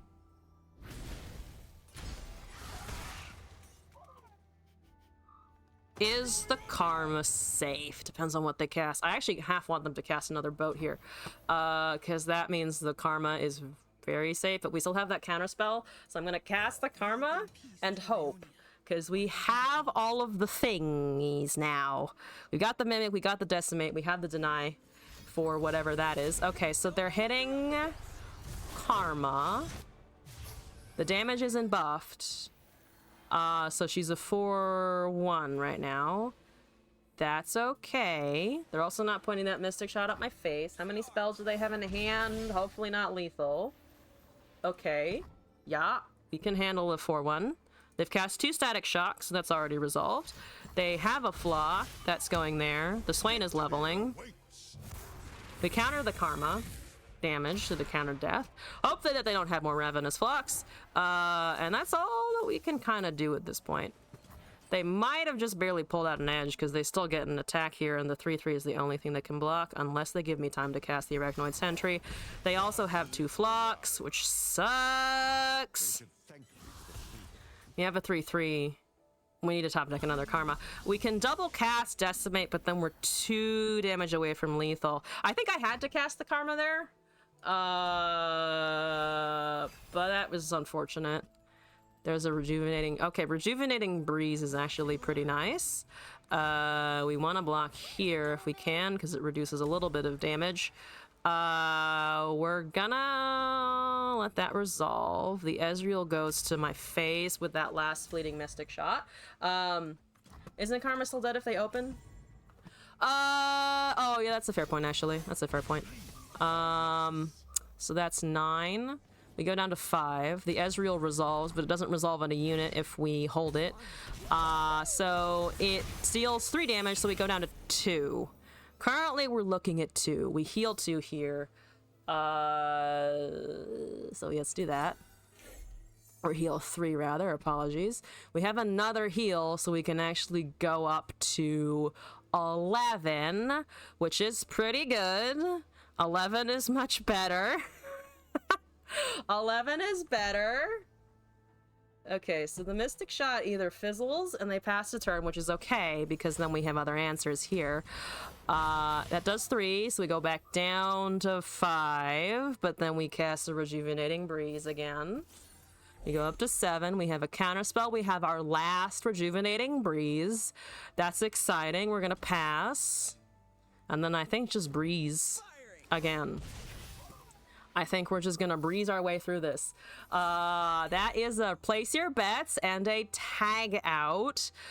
We can draw 2 and we can draw. We can draw right now, actually. I'm gonna do that. We're at 11. They would need, let's see, divided by 3. They would need 4 spells that can go at Nexus right now in order to be able to do that. Kill the Ezreal. Yeah, we can't kill the Ezreal as well with the Sentry into the Flock. I'll trust your judgment on this one. We can't kill the Ezreal. I waited a little bit on that one, mostly just because we had so many burst speed fucking draws out of that whole exchange. But yeah, we can get rid of him now. They don't have counter spells, so that is hopefully goodbye. So then the Swain is a problem, but he deals 7 damage to us next turn. We have used all of our heals at this point. We've used every single fucking heal. But there's a chance that we can still get the Karma. There's a chance we can still get that motherfucking goddamn Karma. That is fine. The stun still resolves. They draw a card. That does suck. Drawing cards does suck a lot. We also put a unit in front of them to see more damage occur, which is horrible. But let's try to get them out of the way now. They have 2 more, so does this work? Is it permanent? I don't know. Best case, they just use more mana. Or worst case, they just use more mana to cast another one. It's not the permanent solution. This is unfortunate. Okay, how many coins do we got? 2. If I use this, we go up to 11, right? I can just decimate them with the mimics, right? If I coin, mimic, and double decimate, we get it, I think. So we don't even have to cast the place your bets or anything. We can just coin and, yeah, and coin and go. So we do this. And then we do mimic. Yeah, that's counting correctly. We deal this, that does 8, and then we have 3 mana left, and then we have the remaining damage. Ooh, no karma, but hopefully this works. They would need so many Mystic Shots and get excited to do this, and they probably don't run get excited. So you don't have 4 Mystic Shots for sure. You've used so many of the other cards. Do we get it? Do we beat the Swain Ezreal? We beat the Swain Ezreal! Fuck yeah, folks! Done. Done. Those 3 breezes were exactly what we needed. Holy shit. Holy shit. Yeah, alright. Alright. I see why this karma deck drew you into the dark side. Good shit. Good shit. Alright. Karma Decimate. What an experience. What an absolute experience. Alright. That is currently our only deck submission so far on the stream. So do I just return to my Miftiff ways? I'm gonna return to my Miftiff ways for a moment. Good shit throwing Decimate everywhere. That's definitely a Decimate forward deck. I love it. I like the boldness of just like, we're not going to run ramp because you can't really in those regions. So it's kind of a forced not running ramp, but I enjoy how much it's distinctly, we're not running ramp. We're not doing the Freljord thing. We're not casting War Mothers. We're casting Serene so that 4 damage costs 3. It's 3. It's a fucking deal. That's a Teemo. It's a Teemo Shadow Isle stack. They're fucking ready. They are ready for that bouncing situation. The bursting backpack, not bouncing. For some reason, I always want to call it bouncing, but it is indeed bursting. It is indeed a bursting backpack. Pirates? Yeah. My default when I'm just like trying to climb or like getting back into the ranked go fast is always MFTF if I can. It's not really any particular love for the deck necessarily, except it makes sense and you know when you're gonna win so quickly. You know so fast if it's going to work out for you or not. It's kind of great. That's a 3-2. Do I give a shit? Not really. I do not particularly give a shit. Okay. Do you want to kill that 3-2 of yours? It's annoying. I don't like the 3-2 as much. Oh, yeah, no, kill the 2-1. The 2-1 does more. The 2-1 is a little bit more effective.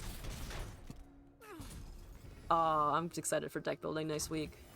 Has anyone been getting good stuff out of their Emporiums, by the way? It keeps offering me the KDA carbacks and skins and stuff, and I'm like, I see why you're recommending it.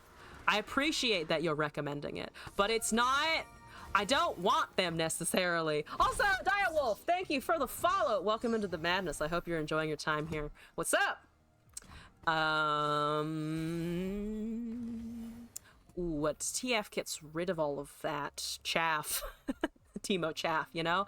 Though he's pretty close to leveling. If they have 1 cloud effect, we actually lose the damage, but I think I'm gonna do it anyway because it's TF and fuck you, Teemo players. I'm the Teemo player. They have the level.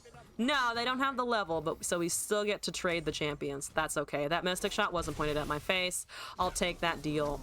Now everything deals 3 damage too. So we can kind of power through that Puffcat Peddler and hope that the Nician Forever is enough. That's okay, that's fine. It becomes a 3-2 anyway. It's alright. You just got back to LOR. What's meta right now? So I'm definitely more aware of whatchamacallit. I was definitely more aware of the standard meta when I was getting to Masters, and that was mostly Nasus Vigar, or it was a lot of Nasus Vigar. In terms of Eternal, I actually haven't checked lately. When I checked last time, there was a Nara Elise Warden deck that was doing very well. MFTF has a high win rate. Samira Akshan is a pretty decent deck. There's a bunch of stuff that is kind of doing okay. Yeah, I don't really care about the Peddler. We can take damage for a little while. You can take a lot of damage for a lot of while. Do you want to MF here, or do you want a Mirai Warden? I think let's Mirai Warden, because then we can MF. Yeah, we can MF, and I think Hangake Boros as well. Is that true, or am I bullshitting? No, that's 8. Yeah, it's 8. It's perfect. Okay, that works. They are dead almost. They are almost dead. So let's do this. They have another drain. They actually live, but they clearly don't. They clearly don't have another drain. Grasp of the Undying is an expensive puff cap spell to be running. I do see the logic of having it in a mushroom deck. But it's definitely not the strongest. And by the way, Direwolf, I might not have fully answered your question. To be honest, I usually just check Mobalytics and Mob's Mastering Runeterra and be like, ah yes, there's the win rates. How's it doing? Deleted majority of your deck since you didn't know about Eternal mode? No! Oh no, that's a little bit of a regretful situation. Yeah, Eternal is still a thing. And they finally actually have the ranked mode up and running, which is great. I mean, it depends on what you were playing before. If there's stuff that's like comparable to that, and that's could be powerful right now if you want to climb. That's like the 3rd time I've seen Rumble Vein while trying to climb Eternal, so maybe that's doing well. I don't actually know too much about the status of Rumble Vein, so maybe not that one. Also, that's a hand. You are mainly using Lux. Lux I have not seen in a long time, but if you like casting spells a bunch, I think Heimerdinger Jace is always just kind of gonna be a good control deck. Which is not quite the Lux lasers, but we were just up against it, and it does its thing. It does its 6-cost spell thing, and then you die. That's the closest I think there's currently to like a spell kind of like shotgun deck. Yarharfil DD, being a pirate is all right to be. Do what you want because a pirate is free. You are a pirate? I like the song. I like the song.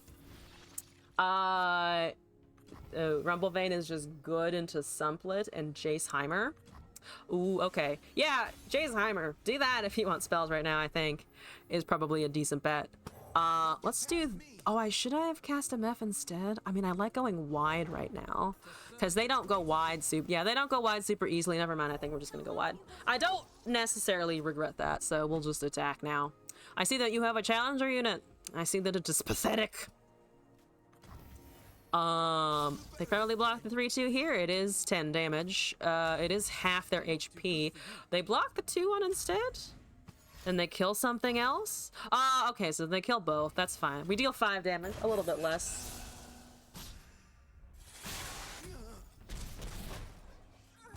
They probably have Rumble next turn. Which is we're going to be able to ping the spell shield, but that's about it. I'm hoping that we do get a chance to cast MF though, which we should if they only have Rumble here. If they have Vayne, then yeah. We still are pretty safe, I think. Because they aren't going to be able to tumble, so they can't condemn anything down. Yeah, Rumble Vein is also helped by that new discard equipment, because then he just gets double impact, which is rude as fuck. That's still incredibly rude as fuck. Yeah, we're gonna cast MF here for sure. We have a Make It Rain now. Which means we can hopefully get rid of that Vein if we need to. I don't want to distribute 2 damage over across the Vein and the Nexus when we could be doing more targets. But it's not that bad. Hello! Are you sure about that? Cause I am a wee bit surprised. I'm gonna just take that damage. Do you have a second attack effect or something? Ooh, no they don't. Oh, they don't? Oh, they don't. I'm a little impressed by that. So they're going to hook the MF if I don't attack right now. I think that's the general assessment. So I'm gonna go with this. I might be being unnecessarily protective of my MF because he could have threatened even more damage, but they're killing a Vayne. Do they have a Rumble now? Is if they have a Rumble, they can cast the Tumble, so we do take a bunch of damage from that. Except not, because then we can fervor our units out of the way, and then we just deal 6, so they're down to 5, which is just a TF and a Decimate away from Doom. That's the Rumble. There's the rumble. There's a little rumble, Ezzy. Rumbling along, presumably, right? You cast it, no? You discard and you cast? I can't imagine otherwise. Hello? Opponent! Thank you! There it is, there it is. Discarding sharp sight, discarding sharp sight. Ooh, they had a lot of sharp sights, huh? They'd have a lot of sharp sights there. Is TF usable in standard? I believe TF is only eternal, right? Yeah, TF's only eternal right now. So that's a little unfortunate. You can't use them right now outside of it, which sucks. I'm gonna just ping everything off Hey, TF. and also deal an excess damage. That means we can, worst case, fervor, make it rain. But not important. Not important. We're so close. This is 10 HP. If we can live through this next turn, we're golden. Yeah, so let's put a spider in the front and then just take it away with the fervor. We have many spiders with which to do this as well.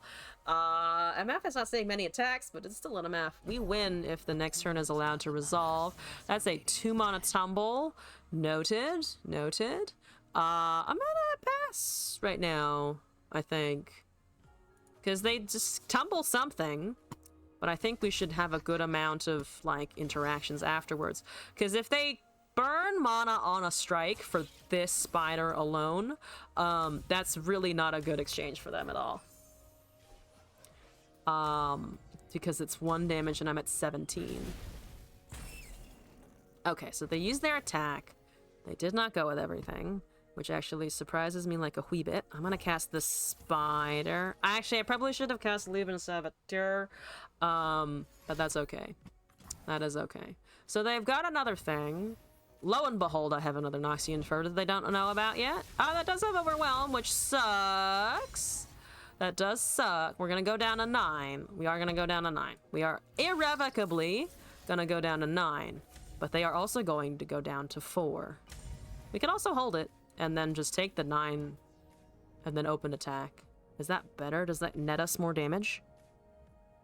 It means, well, it guarantees that we don't have to worry about them having,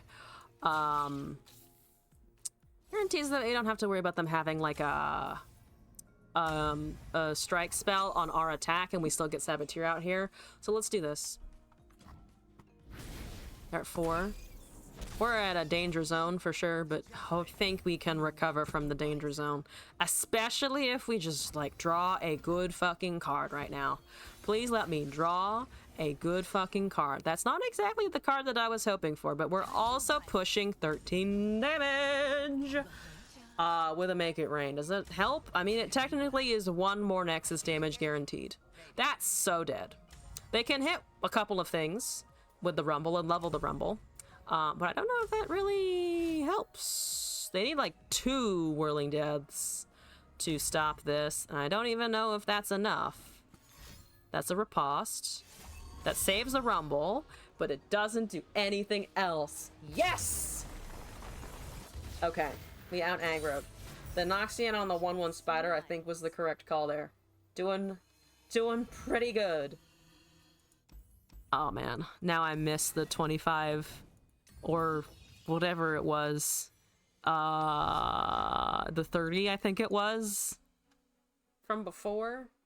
I think it's 20 now. I don't remember what the LP gain is anymore for rank. I don't recall. 1 of 1 with the, ooh, it's a Shen Jarvan. Oh, it's been a while since Shen Jarvan happened, I guess.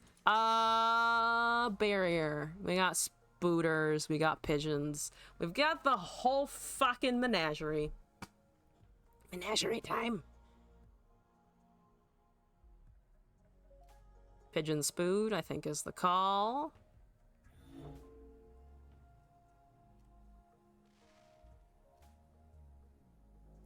They're not a Jhin player. They do have this, the skin, though. The card back. Also, they're thinking about decisions a lot. One day, I'll see this MF level up. It's not necessary, though. But one day I can dream one day I can dream of a leveled MF. I guess I'd have to run MF Quinn really to see that. But the MFTF always made more sense to my brain than the MF Quinn. Always made more sense. Though, speaking of cards that show up in MF Quinn, that is certainly one of them. I'm surprised I didn't go for that 2 damage there. There was no way I was gonna yeet my spider into those. Absolutely no way I was gonna yeet a spider into that. Do you have Burb, the Petricite Broadwing? They have a Petricite Broadwing, we still swing because the pigeon will die, but then we still get 3 damage in. That's a Bright Steel Protector. I don't really give a fuck. Such is the joy of the 3/3. Okay, so we're dealing a damage. We get rid of a unit. We trade a unit. They kill my pigeon. It's kind of so what I expected. The barrier does not count for anything because nobody saw it happen. If you get a barrier on the field without a shed, did anything ever get barrier? It's the tree problem. I'd like to MF. Because then I can cast 2 whole things. Oh, I don't like that you just kind of sat there and waited for me to do stuff. That's scary. that triggers the flight or fight response. I did not like that. Okay, well, let's MF anyway. I'm scared of that. I think I'm just gonna Mirai Warden a bunch. Ready for these new champs? Oh, fuck yeah. The new champs look cool. The new card, there's so many fun cards buried in those reveals. I'm really looking forward to a bunch of them. All right, I got more barriers. Once again, nobody's here to see it. Nobody's here to see it. Alrighty, we get a Pouty Poro. Nothing to hit with the Crimson Pigeon, which is, I guess, kind of okay. So we can put it last. I like spreading out the damage. Threatening 10 damage here. Is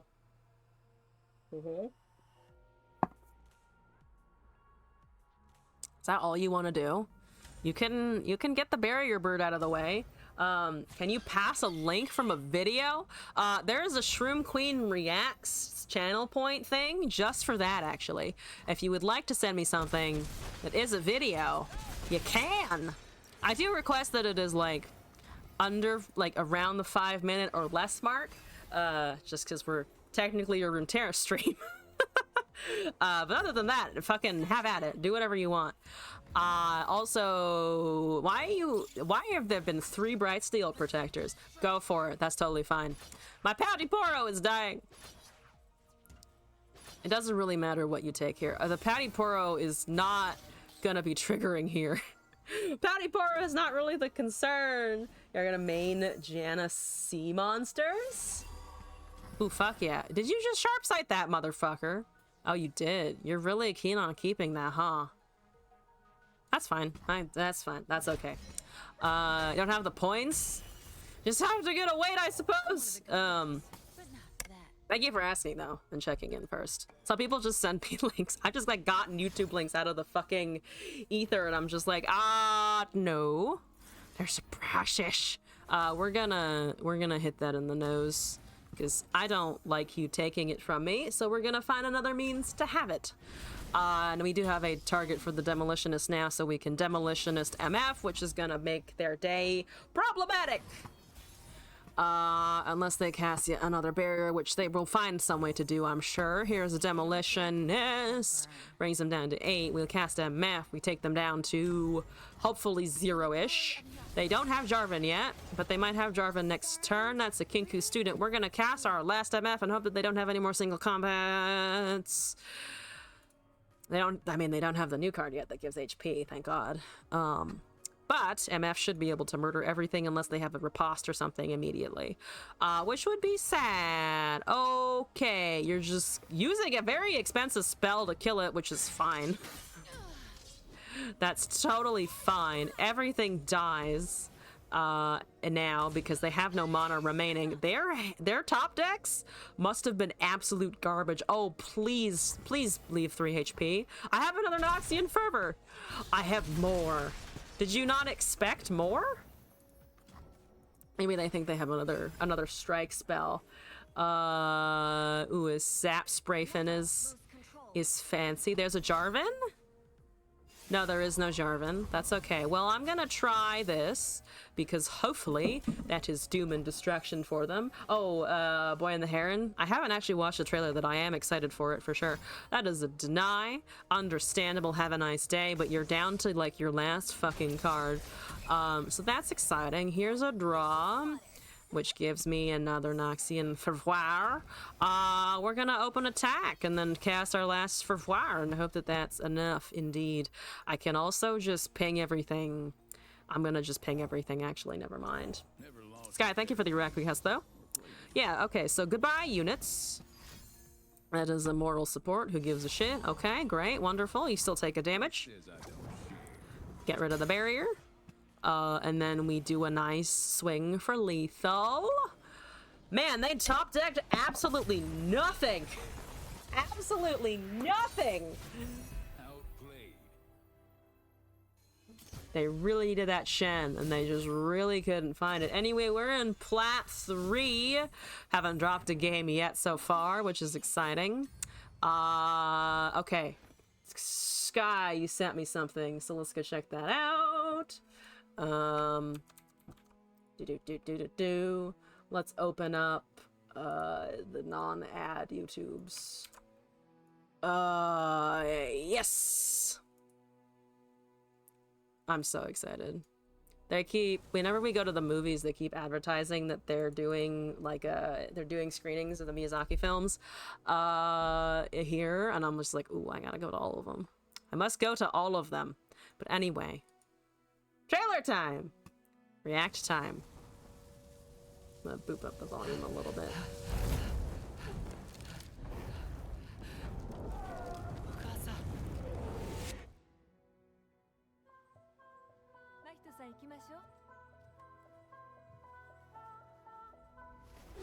Animation style so distinct. You're gonna go to the movies tonight, but too lazy? Yo, the movies are effort now.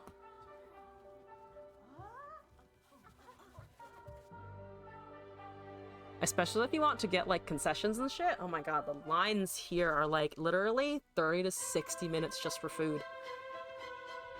Though to be fair, it's not really even worth because of the prices.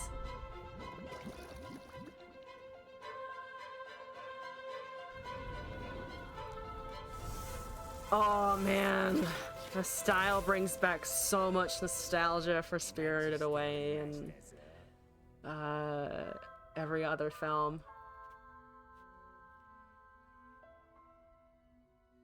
Well, I'm watching it. I'm absolutely watching it. December 8th. It's my birthday month! Yay!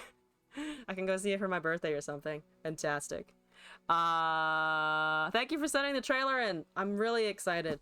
It's a Miyazaki film. I feel like I don't need to be like, oh my god, it's gonna be great! Because it's a studio that's only makes really interesting things to watch. But appreciate you sharing the link. What was I doing? Miftiff. I was doing more Miftiff. I'm gonna just continue with the Miftiff right now. We've been up for a couple of hours? Yeah, we've been up for a couple of hours. We can keep going for a little bit. I have it in me. That is Landmarks. Ooh, I haven't seen a Xerath in a hot minute. Hi, Xerath. How's it going? Please don't kill me. I have small babies. They need to live. Double up was not the top deck that I wanted. Maybe should have kept the fucking TF. I suppose. Whoops. Do they have a chip? Ooh, I got the TF back though. He heard me. He heard me from afar. Please don't play a chip, because then I have to feel bad about child murder. Oh, they do actually have the chip though. Like the Minecraft chip. Okay, they're on theme. They're on brand. I like it. Appreciate it. Aesthetics, 10 out of 10. Let you gax. It's a Bomber Twins. Okay. Do I have a Jagged Butcher here? Because we could just block it and then have free saboteurs going into face, kind of. When you see the boys' faces, surprise. Sad memories came to your mind? Aww. Well, to be fair, a lot of Miyazaki's films are kind of sad. Like, they're just really painful. Lots of destruction. Which is, I mean, kind of the point in a lot of them of just like, humans are destructive creatures. but still very good, of course. I think I want to do this. Yeah. Also Sky with another submission as well. Everything is dead. Everything is dead. Thank God. Rock Bear Shepherd out of the way, dealing 2 damage, wiping the board. Appreciate it, MF. Thank you for your time. We can Zerath soon as well. Who gave permission to Miyazaki to make you cry? Oh my God. Whenever I watch Spirited Away now, I'm just like, I feel fucking sad. It's just sadness over here. I'm gonna Marai Warden, I think. They have yet to cast a unit. We actually get a Prowling Cutthroat of all things. I'm gonna pass here, bank some mana. They still don't strike anything down. That's the buried. They're oh no, they got the buried Sundisk off of the Bomber Twins. What a twist. That's a lot. Is the Malphite? No, it's 6 to 10. Talia's almost there, but that's about it. So that's going to obliterate the 1/1. Which is actually fine. I think they were hoping that my MMF would be the only thing. Was a Silent Voice. Okay, I haven't watched a Silent Voice yet because I'm worried about how much it's going to hurt me. I am concerned about how much that's going to hurt my soul. I haven't gotten there. I have to be ready for that one. So the last time that I felt really betrayed is when I watched Up, and like I'd heard it was sad, you know, like you hear that Up is a sad movie, you're like, oh yeah, there's some shit at the beginning. I had to pause and like bawl for like 10 minutes at the beginning of Up. Fucking rude ass animators making me feel emotions. You feel like Miyazaki film, he's trying to suggest stuff by Cartoon Salon. I don't know what that is. Are there any, like, top titles that you would recommend? Is that a double Sundisk? That is a double fucking Sundisk. What a time to be alive! What a time to be alive. I am afraid... I'm not peachy keen on that 4/6, but not really much we can do about it now, is there? Not too much that we can actually do about it. Whoops. I think we lose this one. Yeah, I'm pretty sure we actually just lose this one. I don't think I can get around the amount of damage that they're dealing with the landmark stuff. Cause that, I need to be able to deal 2 damage to or more damage than that. No damage than the 2 damage that's coming in from the double up to be able to genuinely kill something. With it, I mean, I can kill that, which is nice now, actually. That's 4 damage to the Nexus, so we get them down to 9. But the problem is that we're just looking at so much, plus they might have a Malphite soon. Song of the Sea, Secret of Kells, and Wolfwalkers. Top tier titles. They are an Irish studio. Ooh, that's exciting. Ooh, this might actually get me out of the whole Talia problem. So I think we want to Make It Rain into double up if we can. And then hope that we can get rid of a couple things here and just tank the 5/3. Zerath doesn't do very much, considering that there's not a lot of landmarks to destroy except for the Sundisk, and that one's at 22, which is kind of a lot. So they're gonna get a landmark here. They don't. Hopefully, they don't have that advanced card. The this one, the Imagined Possibilities. Hopefully, they don't have Imagined Possibilities. We're gonna Make It Rain and hope. We're gonna Make It Rain and hope. If I do this, we live. So yeah, we're just gonna hope that this is enough. It may not be enough. I choose you. The moment that Pikachu speaks? Yo, nostalgia's a powerful fucking thing. We did not hit the 4-1 because of course we didn't, which sucks. Sucks a lot, but hopefully we can make it up with a double up. Just hope they don't counter me. Song of the Sea is Oscar nominated, going against the BS Disney put. Ooh, exciting, exciting. And then I have something to say, and then I forgot what it was. Damn it, I lost my train of thought. I'm never getting the train back. The train is never returning. All right, I am actually going to... What are we gonna do? I think we're just gonna go all out. I think we have to kind of go all out here. Because that's lethal. That's lethal. If they block anything, it dies.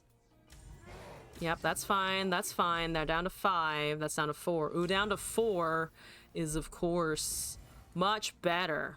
That's much better. It looks like they don't have a counterspell right now, which is also good. It lost to Frozen.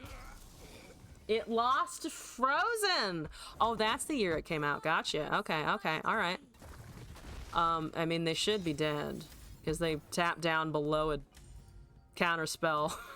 You tap down below a counterspell! No! No! Need to join me in finding a new job? I believe in you! Look, finding a new job fucking sucks. Interviews are not fun. Like, I'm much more confident than I was a year ago, and getting a new job a year ago really helped me just, like, grow as a person. So I was less nervous than I have been before about interviews and going through all of that and yada, yada, yada. It's anxiety-inducing and super stressful, and, like, the way I organize my job applications, like, is I have, like, a Word doc or something, and I'm just like, here's all the things I've applied for, here's their status, here's where the links are, and then occasionally I would go back through and update it as I heard back. It's so stressful. It's just like, why don't they listen? Why don't they like me? Why hasn't this person responded yet? Why? Where people? Why people? Please? I want to work and do stuff. Please hire me. Fast food always looking for people? Fast food always looking for people, yeah. It is brutal. Customer service is fucking brutal. But if you can stomach it, or you just need a job, it is definitely an option. Unfortunately, jobs are sometimes a take what you can get scenario, but hopefully you do actually end up with something that you like. Our upper management forced you to rush your website to your Australian customers, and it is waking up and the thing doesn't work, and they are pinging me like it's not 10 p.m.? No! Okay, that's just fucking annoying. That is absolutely fucking annoying. I am so sorry that they're fucking asking you to deal with shit. Are you, like, supposed to work off hours, or is that, or, like, are they just pinging you because they're kind of stupid and they just ping whenever? Also, Death Eternal, welcome to the stream and to the channel. We're currently just climbing some masters, climbing some eternal. We're in plat right now, got to masters in normal ranked. We take deck submissions here, we take video submissions here, reactor quests and such like. We generally goof off and try to have a good time. We just finished reviewing a bunch of the new cards as well, which is pretty exciting. I'm hyped for the expansion. I am quite looking forward to it. They are taking a lot of fucking damage. Do they have a lot of removal? Because they need a lot of removal right now. They are just stupid and ping whenever. It's not like in your job description to work off hours, but they kind of call your phone and are like, psst, we need you? Oh, rude! Fucking rude! Ow. Okay, they do have a lot of removal. I was like, what do you got? Oh yeah, Blooded Ravine's a card. Not much we can really do about that, to be fair. And we have the Decimate in the back pocket, so I think we're just gonna bank on that doing stuff and things. I'm gonna draw here as well. I have not get Boros, Legion Saboteur. I'm gonna get a rear guard down and hope they don't avalanche me, because if they do avalanche me, we do still have a little bit of damage to push them past that Decimate tipping point. I actually kind of hope it's an avalanche, because then we should have a better time of it. They drain. Not as ideal for sure, and the problem here is that they still technically have avalanche mana up, which means if I do cast something like Saboteur, we are a little fucked. I think I'm gonna do it anyway though.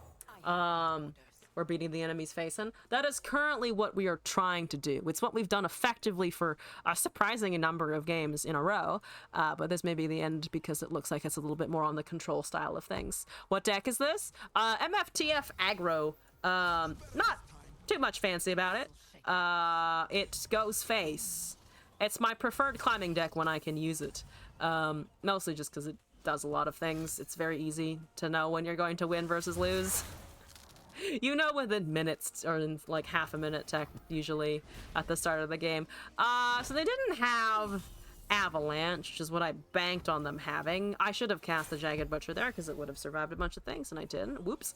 But we can still Imperial Demolitionist for sure.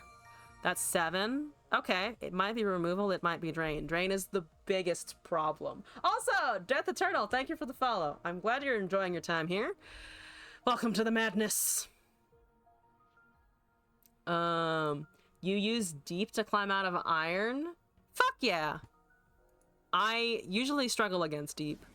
Every single deck that I run just like always has issue with deep. Ah, that's the card I really didn't want you to cast because I don't have any Gnostian Fervors to get out of it right now. So that just really fucking sucks, to be honest with you. Yeah, there's the Fervor I could have used a hot second ago.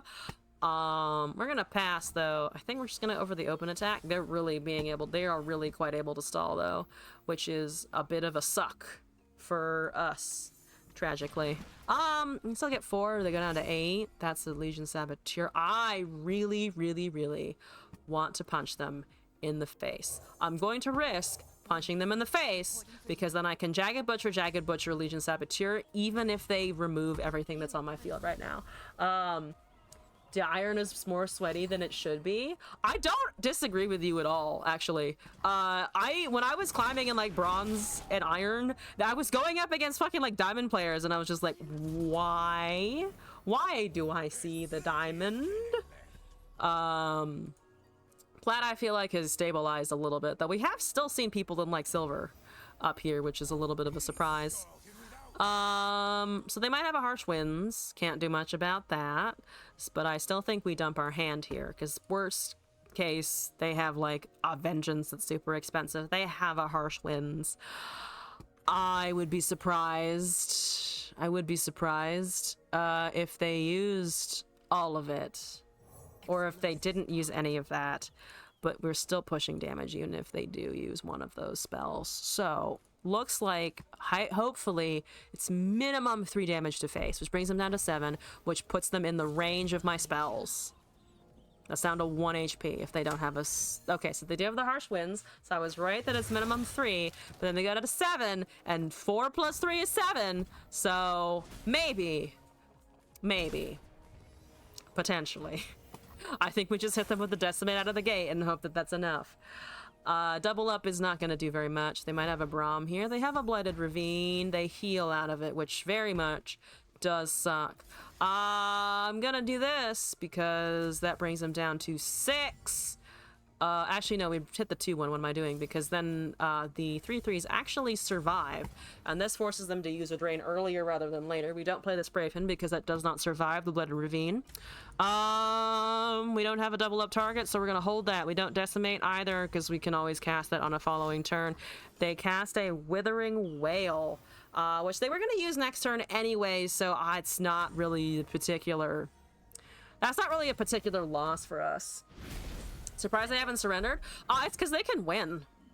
It's because they can very easily win. I've been shut down continuously. I should have won by now. It's turn 9. Aggro should nowhere near be this slow, unfortunately for me. I mean, we cast a Decimate eventually. We probably cast a Death for the Sprayfin, honestly. We need to top deck something good. It looks like it's just removal with Braum. They don't have a Braum yet. Okay, so they have Catalog of Regrets. That sucks. Let's do this, because we can. We kind of have to eventually. We cast the Sprayfin. We have 2 mana remaining. We can't cast the Fervor this turn, but we can still deal some damage to their noggin, I think. Is Nico any good?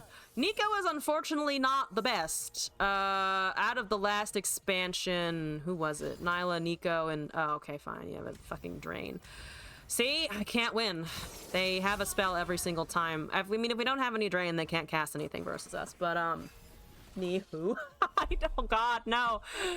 Yeah, pretty much that, though. Okay, so they have ARAM, which sucks.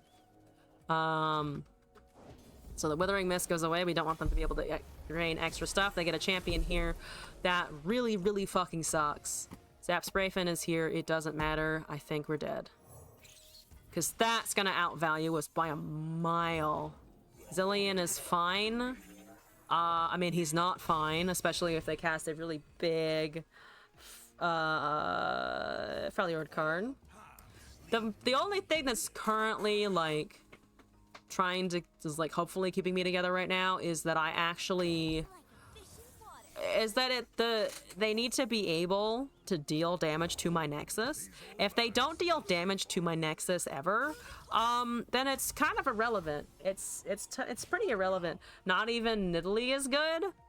Nidalee with the ambush effect is not bad. I will actually give her that. It works to a degree, but it's not the strongest. No, unfortunately, it is not the strongest. I don't hate that. So let's commit these, and then if we can double up the 2-1, we actually do get lethal. But they might have something to remove the 2-2 and the 1-1 here. They don't have many fast speed drain things, but they might find something. That's a Withering Whale, so all of this is for naught. They get a copy of it. They can... Yep, we're dead. I mean, we're not dead yet, but we're probably gonna die eventually. Zillion is still not the worst scenario ever, but it's bad because now they have like so much extra duplication. They have the Catalog of Regrets and they have Zillion, which is just a fucking nut combo. Ah, it's Sivir! Oh Lord! I'm unhappy. Now they can kill me. Now they can kill me. Oh Lord. Yeah, it's fine. It's good. I'm just gonna take the damage. I have an elusive. That's something. I have an elusive, it'll save me. They can't immediately wipe it from the board, it's fine. That's a soul harvest. You don't want to drain it? You don't want a Withering Whale to drain it? Nonsense. Nonsense! You should have drained it, bro! I'm gonna make your Withering Whale go away, though. I'm not casting a Legion Saboteur. I'm not casting my Legion Saboteur into your nonsense. Yeah, you just cast it anyway. Who gives a fuck? It's a spell. Go. Have fun. Be brave. I'm gonna give you a draw. How many cards do you have left? 27? Ooh, I'm definitely not gonna be able to mill my opponent. But we're gonna get rid of a card. Because we can. And that's like one of the only times that I've used double up to significant effect. It's not a bad card, it's just very niche. There's an ARAM.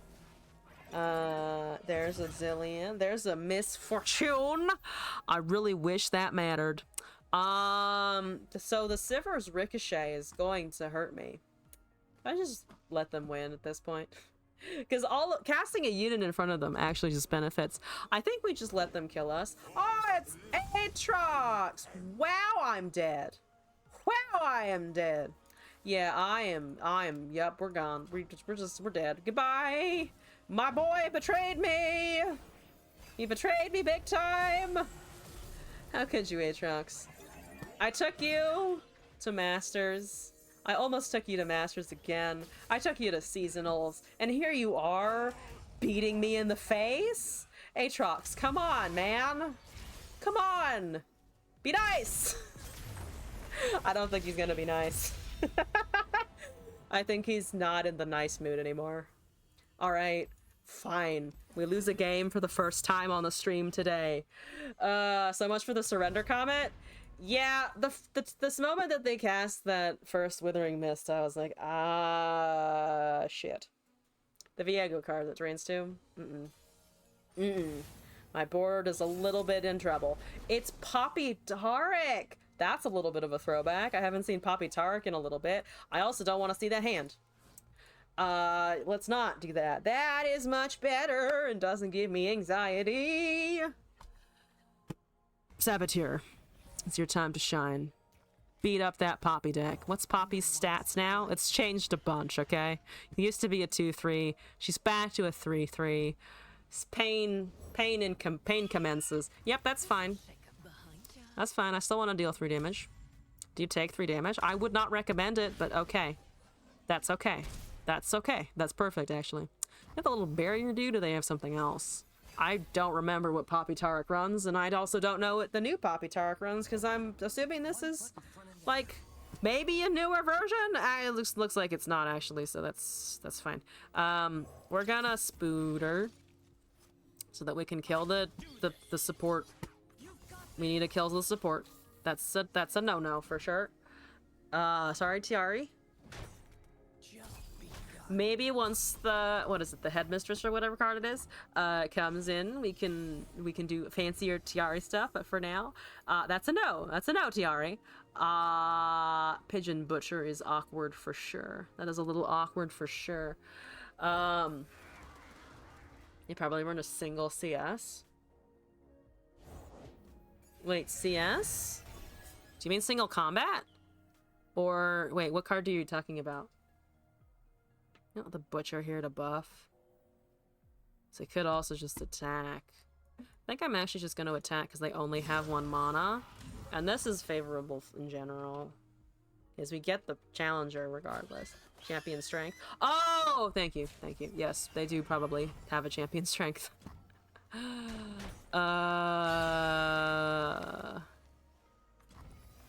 Remember the good old days when Poppy decks didn't have those? Those were nice days. Those were good times. That's a Poppy. Okay. Can I hurt you? I can stun it. Yeah, I think we just stun it. Or we could red card. Actually, I take that back. I think we just red card so we can trade, potentially. You're saving 2k so you can see what the summon the Shroom Ghost is. Oh, it gives it tough. Oh, you do have tough. Okay. That, well, should have gone with the stun then, I suppose. I forgot Ranger's Resolve was a card. So that's gonna be a 4/4 plus the elusive. Yeah, that sucks. We're dead. We lost. That one choice on the TF lost us the game, I think. Fuck. I'm gonna do this. We do get an elusive. That's actually fucking impressive. Thank you, Mirai Warden. Oh my god, Mirai Warden's saving my fucking ass here.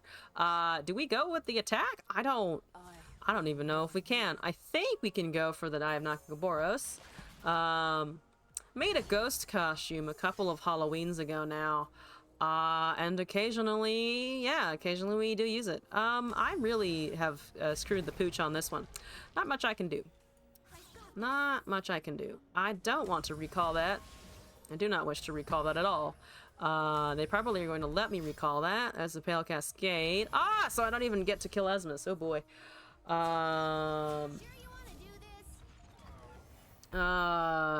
Shoot the Shroom Queen is funnier. Yeah, we have a giant. Want to see the Nerf gun? This is the Nerf gun that we bought for the stream. I don't have a very wide-angle camera perspective, but Lass, my moderator, who is also my partner that I live with, will shoot it at me if you so request. That's Tarek! Oh, boy, oh, I'm happy. And actually really sucks. It actually really sucks. And I'm gonna try and get rid of the Poppy immediately. Instead of waiting around. I'm assuming this game is a loss. So I'm just going to continue as if that is the case. That's a war shit. That's a 3/4. It's exciting. It's so exciting. So you get tough. But it only gets tough.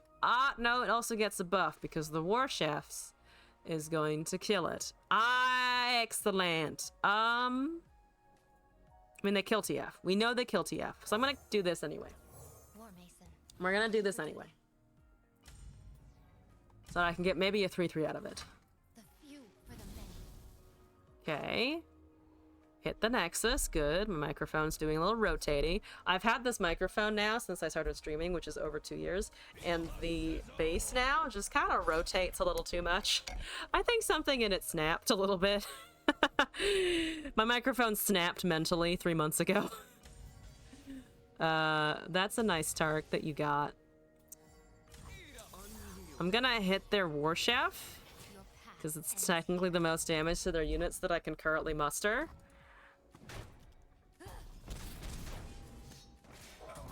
Well, they don't have Challenger anymore. Well, isn't that just a blessing? Okay, so we have a 3/3. That's technically exciting. There's technically excitement to be had about that. There's 2 Decimates. Unfortunately, I cannot cast all of those things. For the Empire. So we do that. We punch them in the face a little bit. Then we Saboteur. And we don't get them to lethal. That's a blocking badger bear. Let's do this. Can I survive? No, I mean, the answer is no, I can't really survive. So what we need to do is we need to bank on 2 decimates resolving and a Noxian fervor, which we're gonna top deck right now. I top decked another decimate. Can I use that? I can. I can technically use that. Do they have a rally? Probably yes. Not the champion strength. They don't have the mana for it, but do they have a rally? They do have damage. They do have a shit ton of damage. Can I protect myself? Can I save the day? Can I save my own day right now? Block, and then block, and then blah. I don't know, I die. No, I am dead. Whoops. Oh dear God. Oh God. Nope. Goodbye. Thank you, Poppy. See, I was right about the Poppy. I was unfortunately correct about that. Ah, shit. That grinds my gears a little at the Poppy Chark one. Okay, let's do one more. We've caught up with all our deck submissions, so we'll knock out one for the road, and maybe we'll fall back to plat 4. It's fine. We got a good win streak, so it's okay. Still positive on the wins today. Danito is running some of that Karma economy with the Seraphine Victor Karma. I don't need that many MFs. That's okay, though. Now we have a Pigeon into a Mirai. I like that. Pigeon is now going to double support once that Mistress happens. So it will deal 2 and become a 4/4. It will become a 1 mana 4/4 potentially. That's actually pretty spicy. It's pretty spicy right there. Okay. It's another Jagged Butcher. We're just gonna Pigeon. First Pigeon, then Destruction. Seraphine's at 23, so they like Seraphine a lot. I wonder if we're gonna get to see my boy Victor. But I think for now, we just cast a Mirai or a Demolitionist here and go to town. I think it's a Demolitionist, actually. Ooh, especially with that. Oh, but the Mirai's real tempting. Alice Mirai. Because it gave me the stupid Shadow Fiend. I mean, the Space of Seraphine's not going to attack.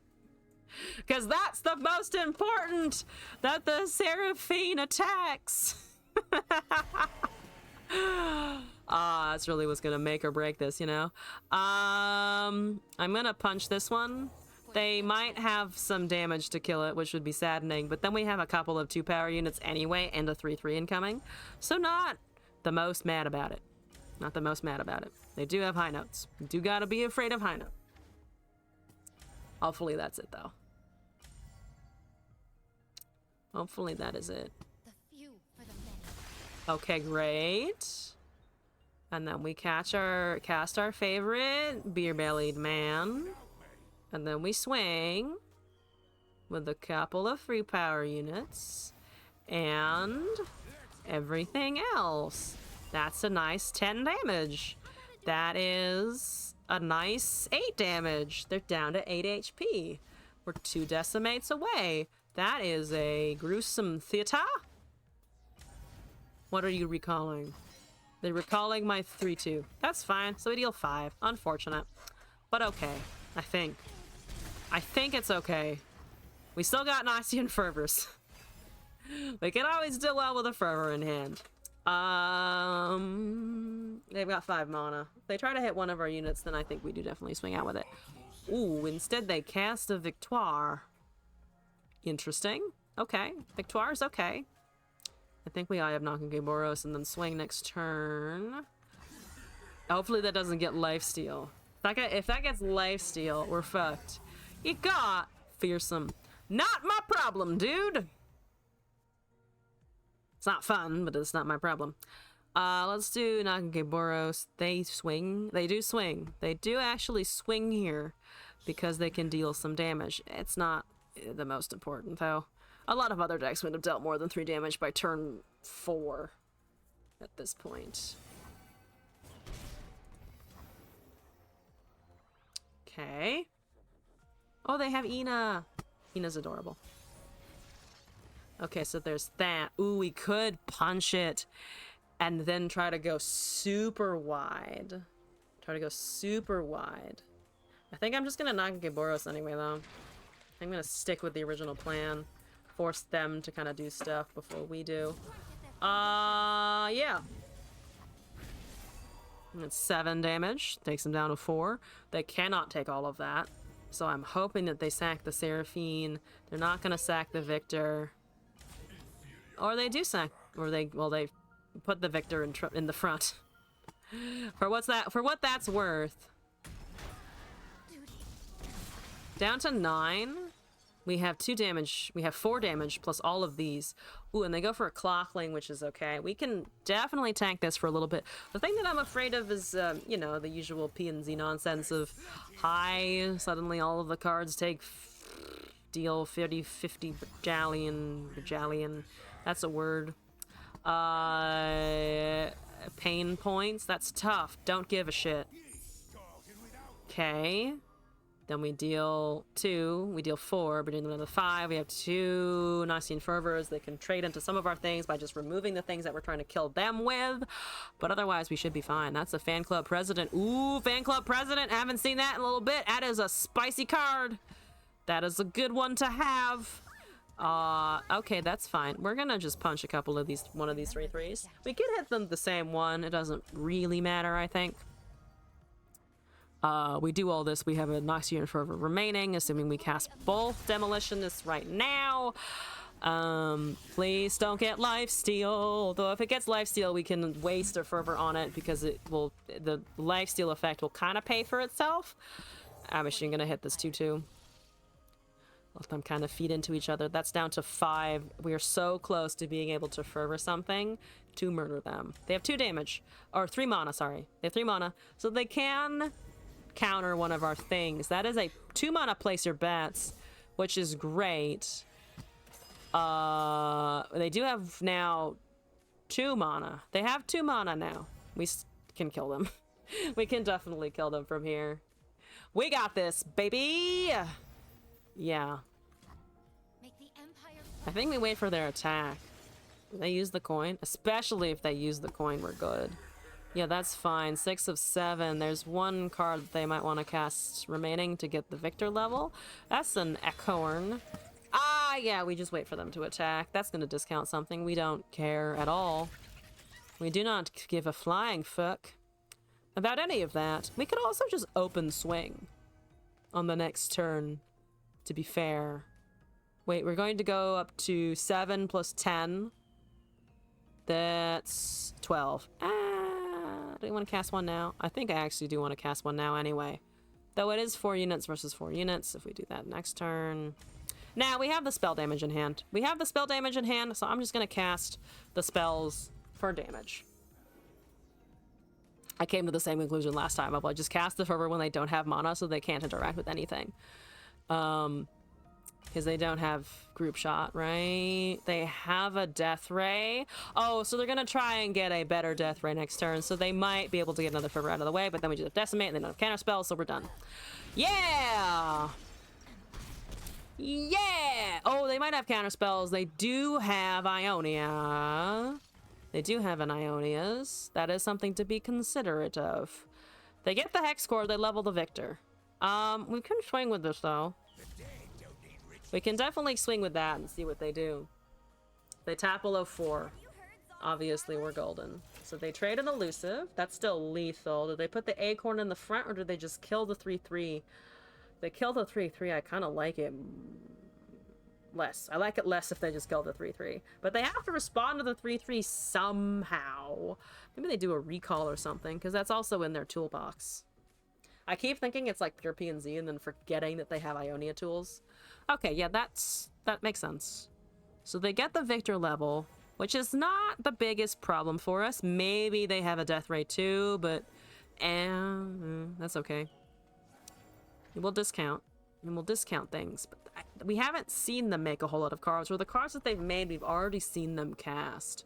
Okay, all of your elusives are dead. So even if somehow we flub this turn, by getting countered, which is not a flub necessarily, it's just our opponent being a little bit of a bitch, we still win. We still win. Okay, so there's the victor level. That's okay. That is totally 100% fine. It is manageable. Okie dokie. It has received quick attack. That's okay. Do we go with the decimate or do we the Gnostian fervor? I think we go for the decimate. I mean, we could pass. We could pass. It's just I'm actually kind of worried about what they could do here. We could red card here. Oh, and then have the fervor open because we get set down to 1 HP. That's true.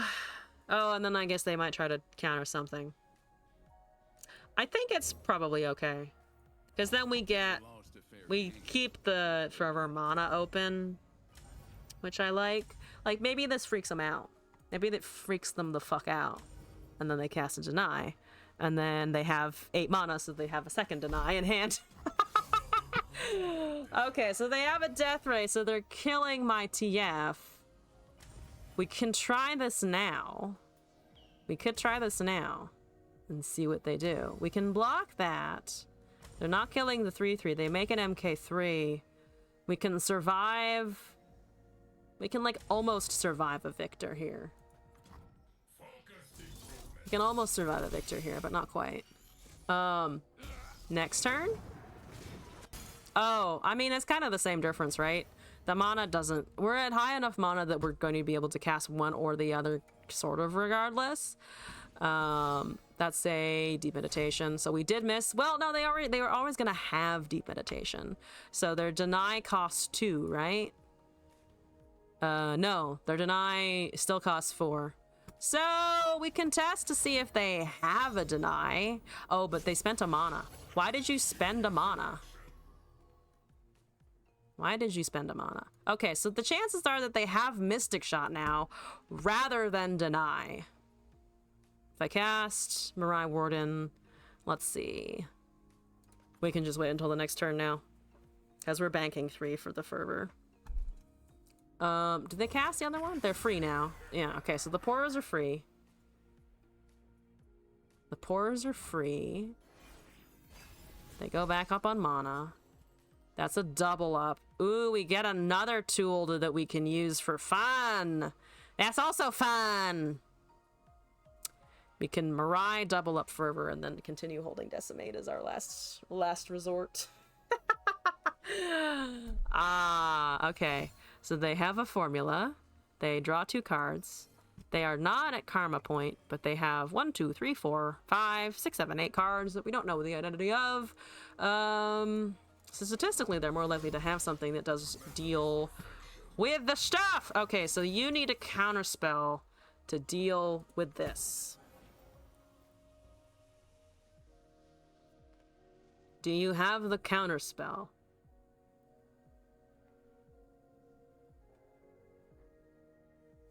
They have something. They're hovering something. Maybe they kill it themselves, which means they don't use the damage on the 3/2. It should be to the victor. Wait, why? That has tough. It's not even gonna be able to punch through the damage. Because it needs to be able to kill the unit. They can Mystic Shot? Yeah, but this doesn't deal any damage unless it goes through. It's either way, they're going to be diverting things.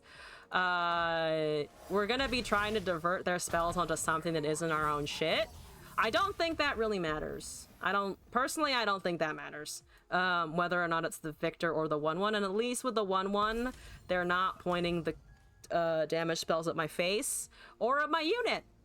So if this fails, we die. If that fails, we die. So I think I'm gonna Mirai Warden first. No, double up does 2. Double up does 2. Okay, so now we have fervor options instead of the decimate options, and we can block a victor. If they take out the 3/2 of the spell, then we just bank on them not... Oh, no, we're dead, because that has... Oh, right, we're dead, because that has Brash. I completely forgot it had Brash! I saw it get brash and then I didn't even process that it had brash. We're gonna try this. If this fails, obviously we die. We could take out the 1/1, but I think that's a fool's errand because they're probably gonna be able to augment the victor somehow. So let's just hope that that works. They used a Mystic Shot. Did they have the counterspell that I have been harping on for this whole time? They could also just like tag out or some shit. They could also tag out. Which one is it? They have the MK3. They had the fortune to top deck the MK3. Okay, I think we played that fine. The Poro is annoying, to be fair. Like, the red card would have been able to deal with the Poro, but also the Victor got brash, and it was exactly lethal, so fuck it!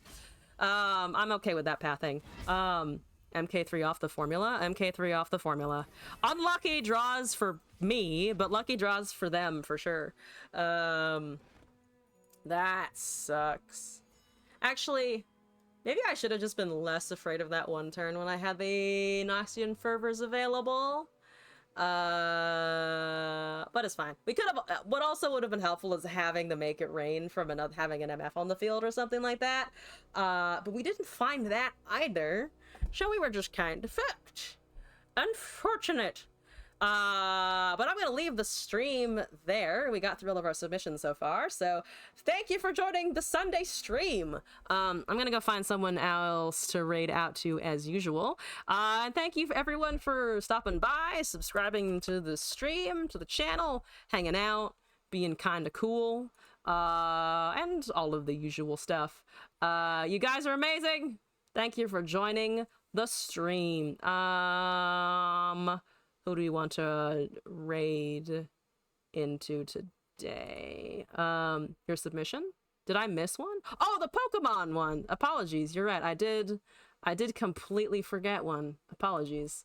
I, for some reason, clocked that you sent one in, and I was like, that's it!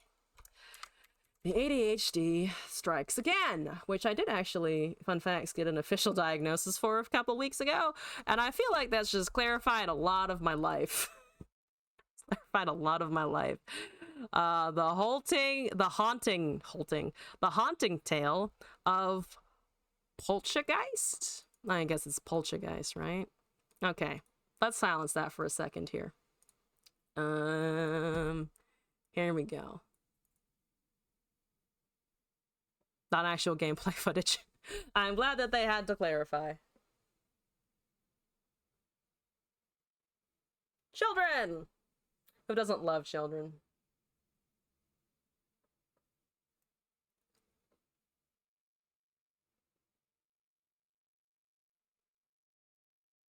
Oops. I forgot the audio. Tonight, we gather as the shadows fall to bring you an exciting, astonishing show. This is a mysterious and haunting tale about a Pokemon.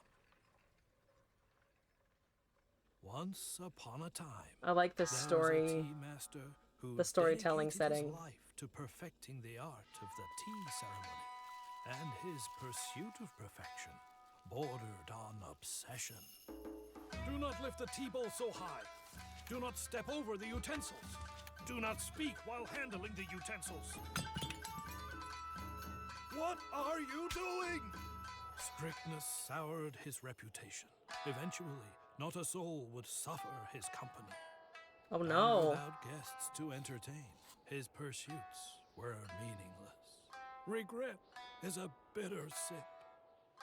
As the tea master said this, he fainted from exhaustion. Man is dedicated His to short his temper tea. proved to be his undoing, a truth he never realized.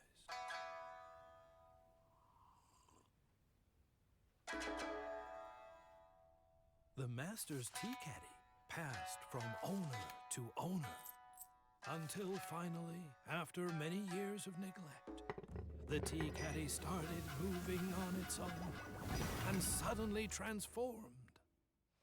The Okay, caddy it's then kinda flew cute, out of though. its storehouse. After some looking around, it noticed an ill-mannered woman and approached her. As the caddy sprinkled her with matcha for some reason, She sensed its For presence and some waved it reason. away, breaking a teacup in the process. Let me tell you, that really teed it off. Its temper rivaled the old tea master's. Later that night, the woman noticed her skin now possessed a peculiar glow. But the glow was short-lived, for trouble was brewing. The matcha steeped in her life force sapped some of her strength as it returned to the caddy. How terrifying!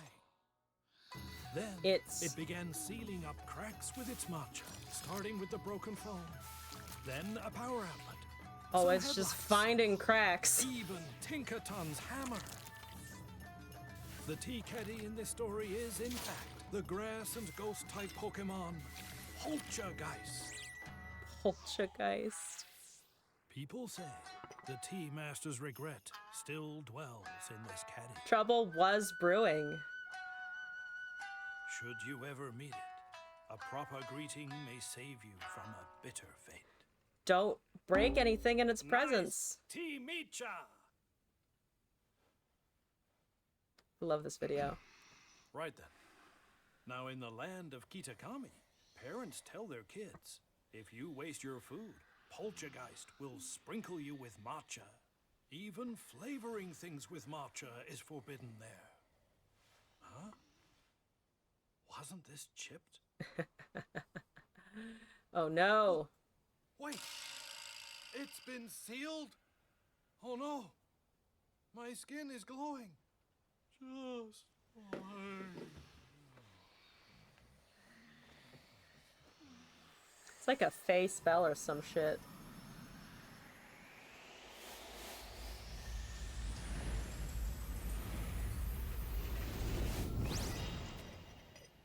Terrifying.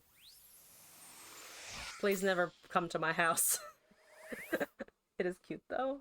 It's still fucking cute.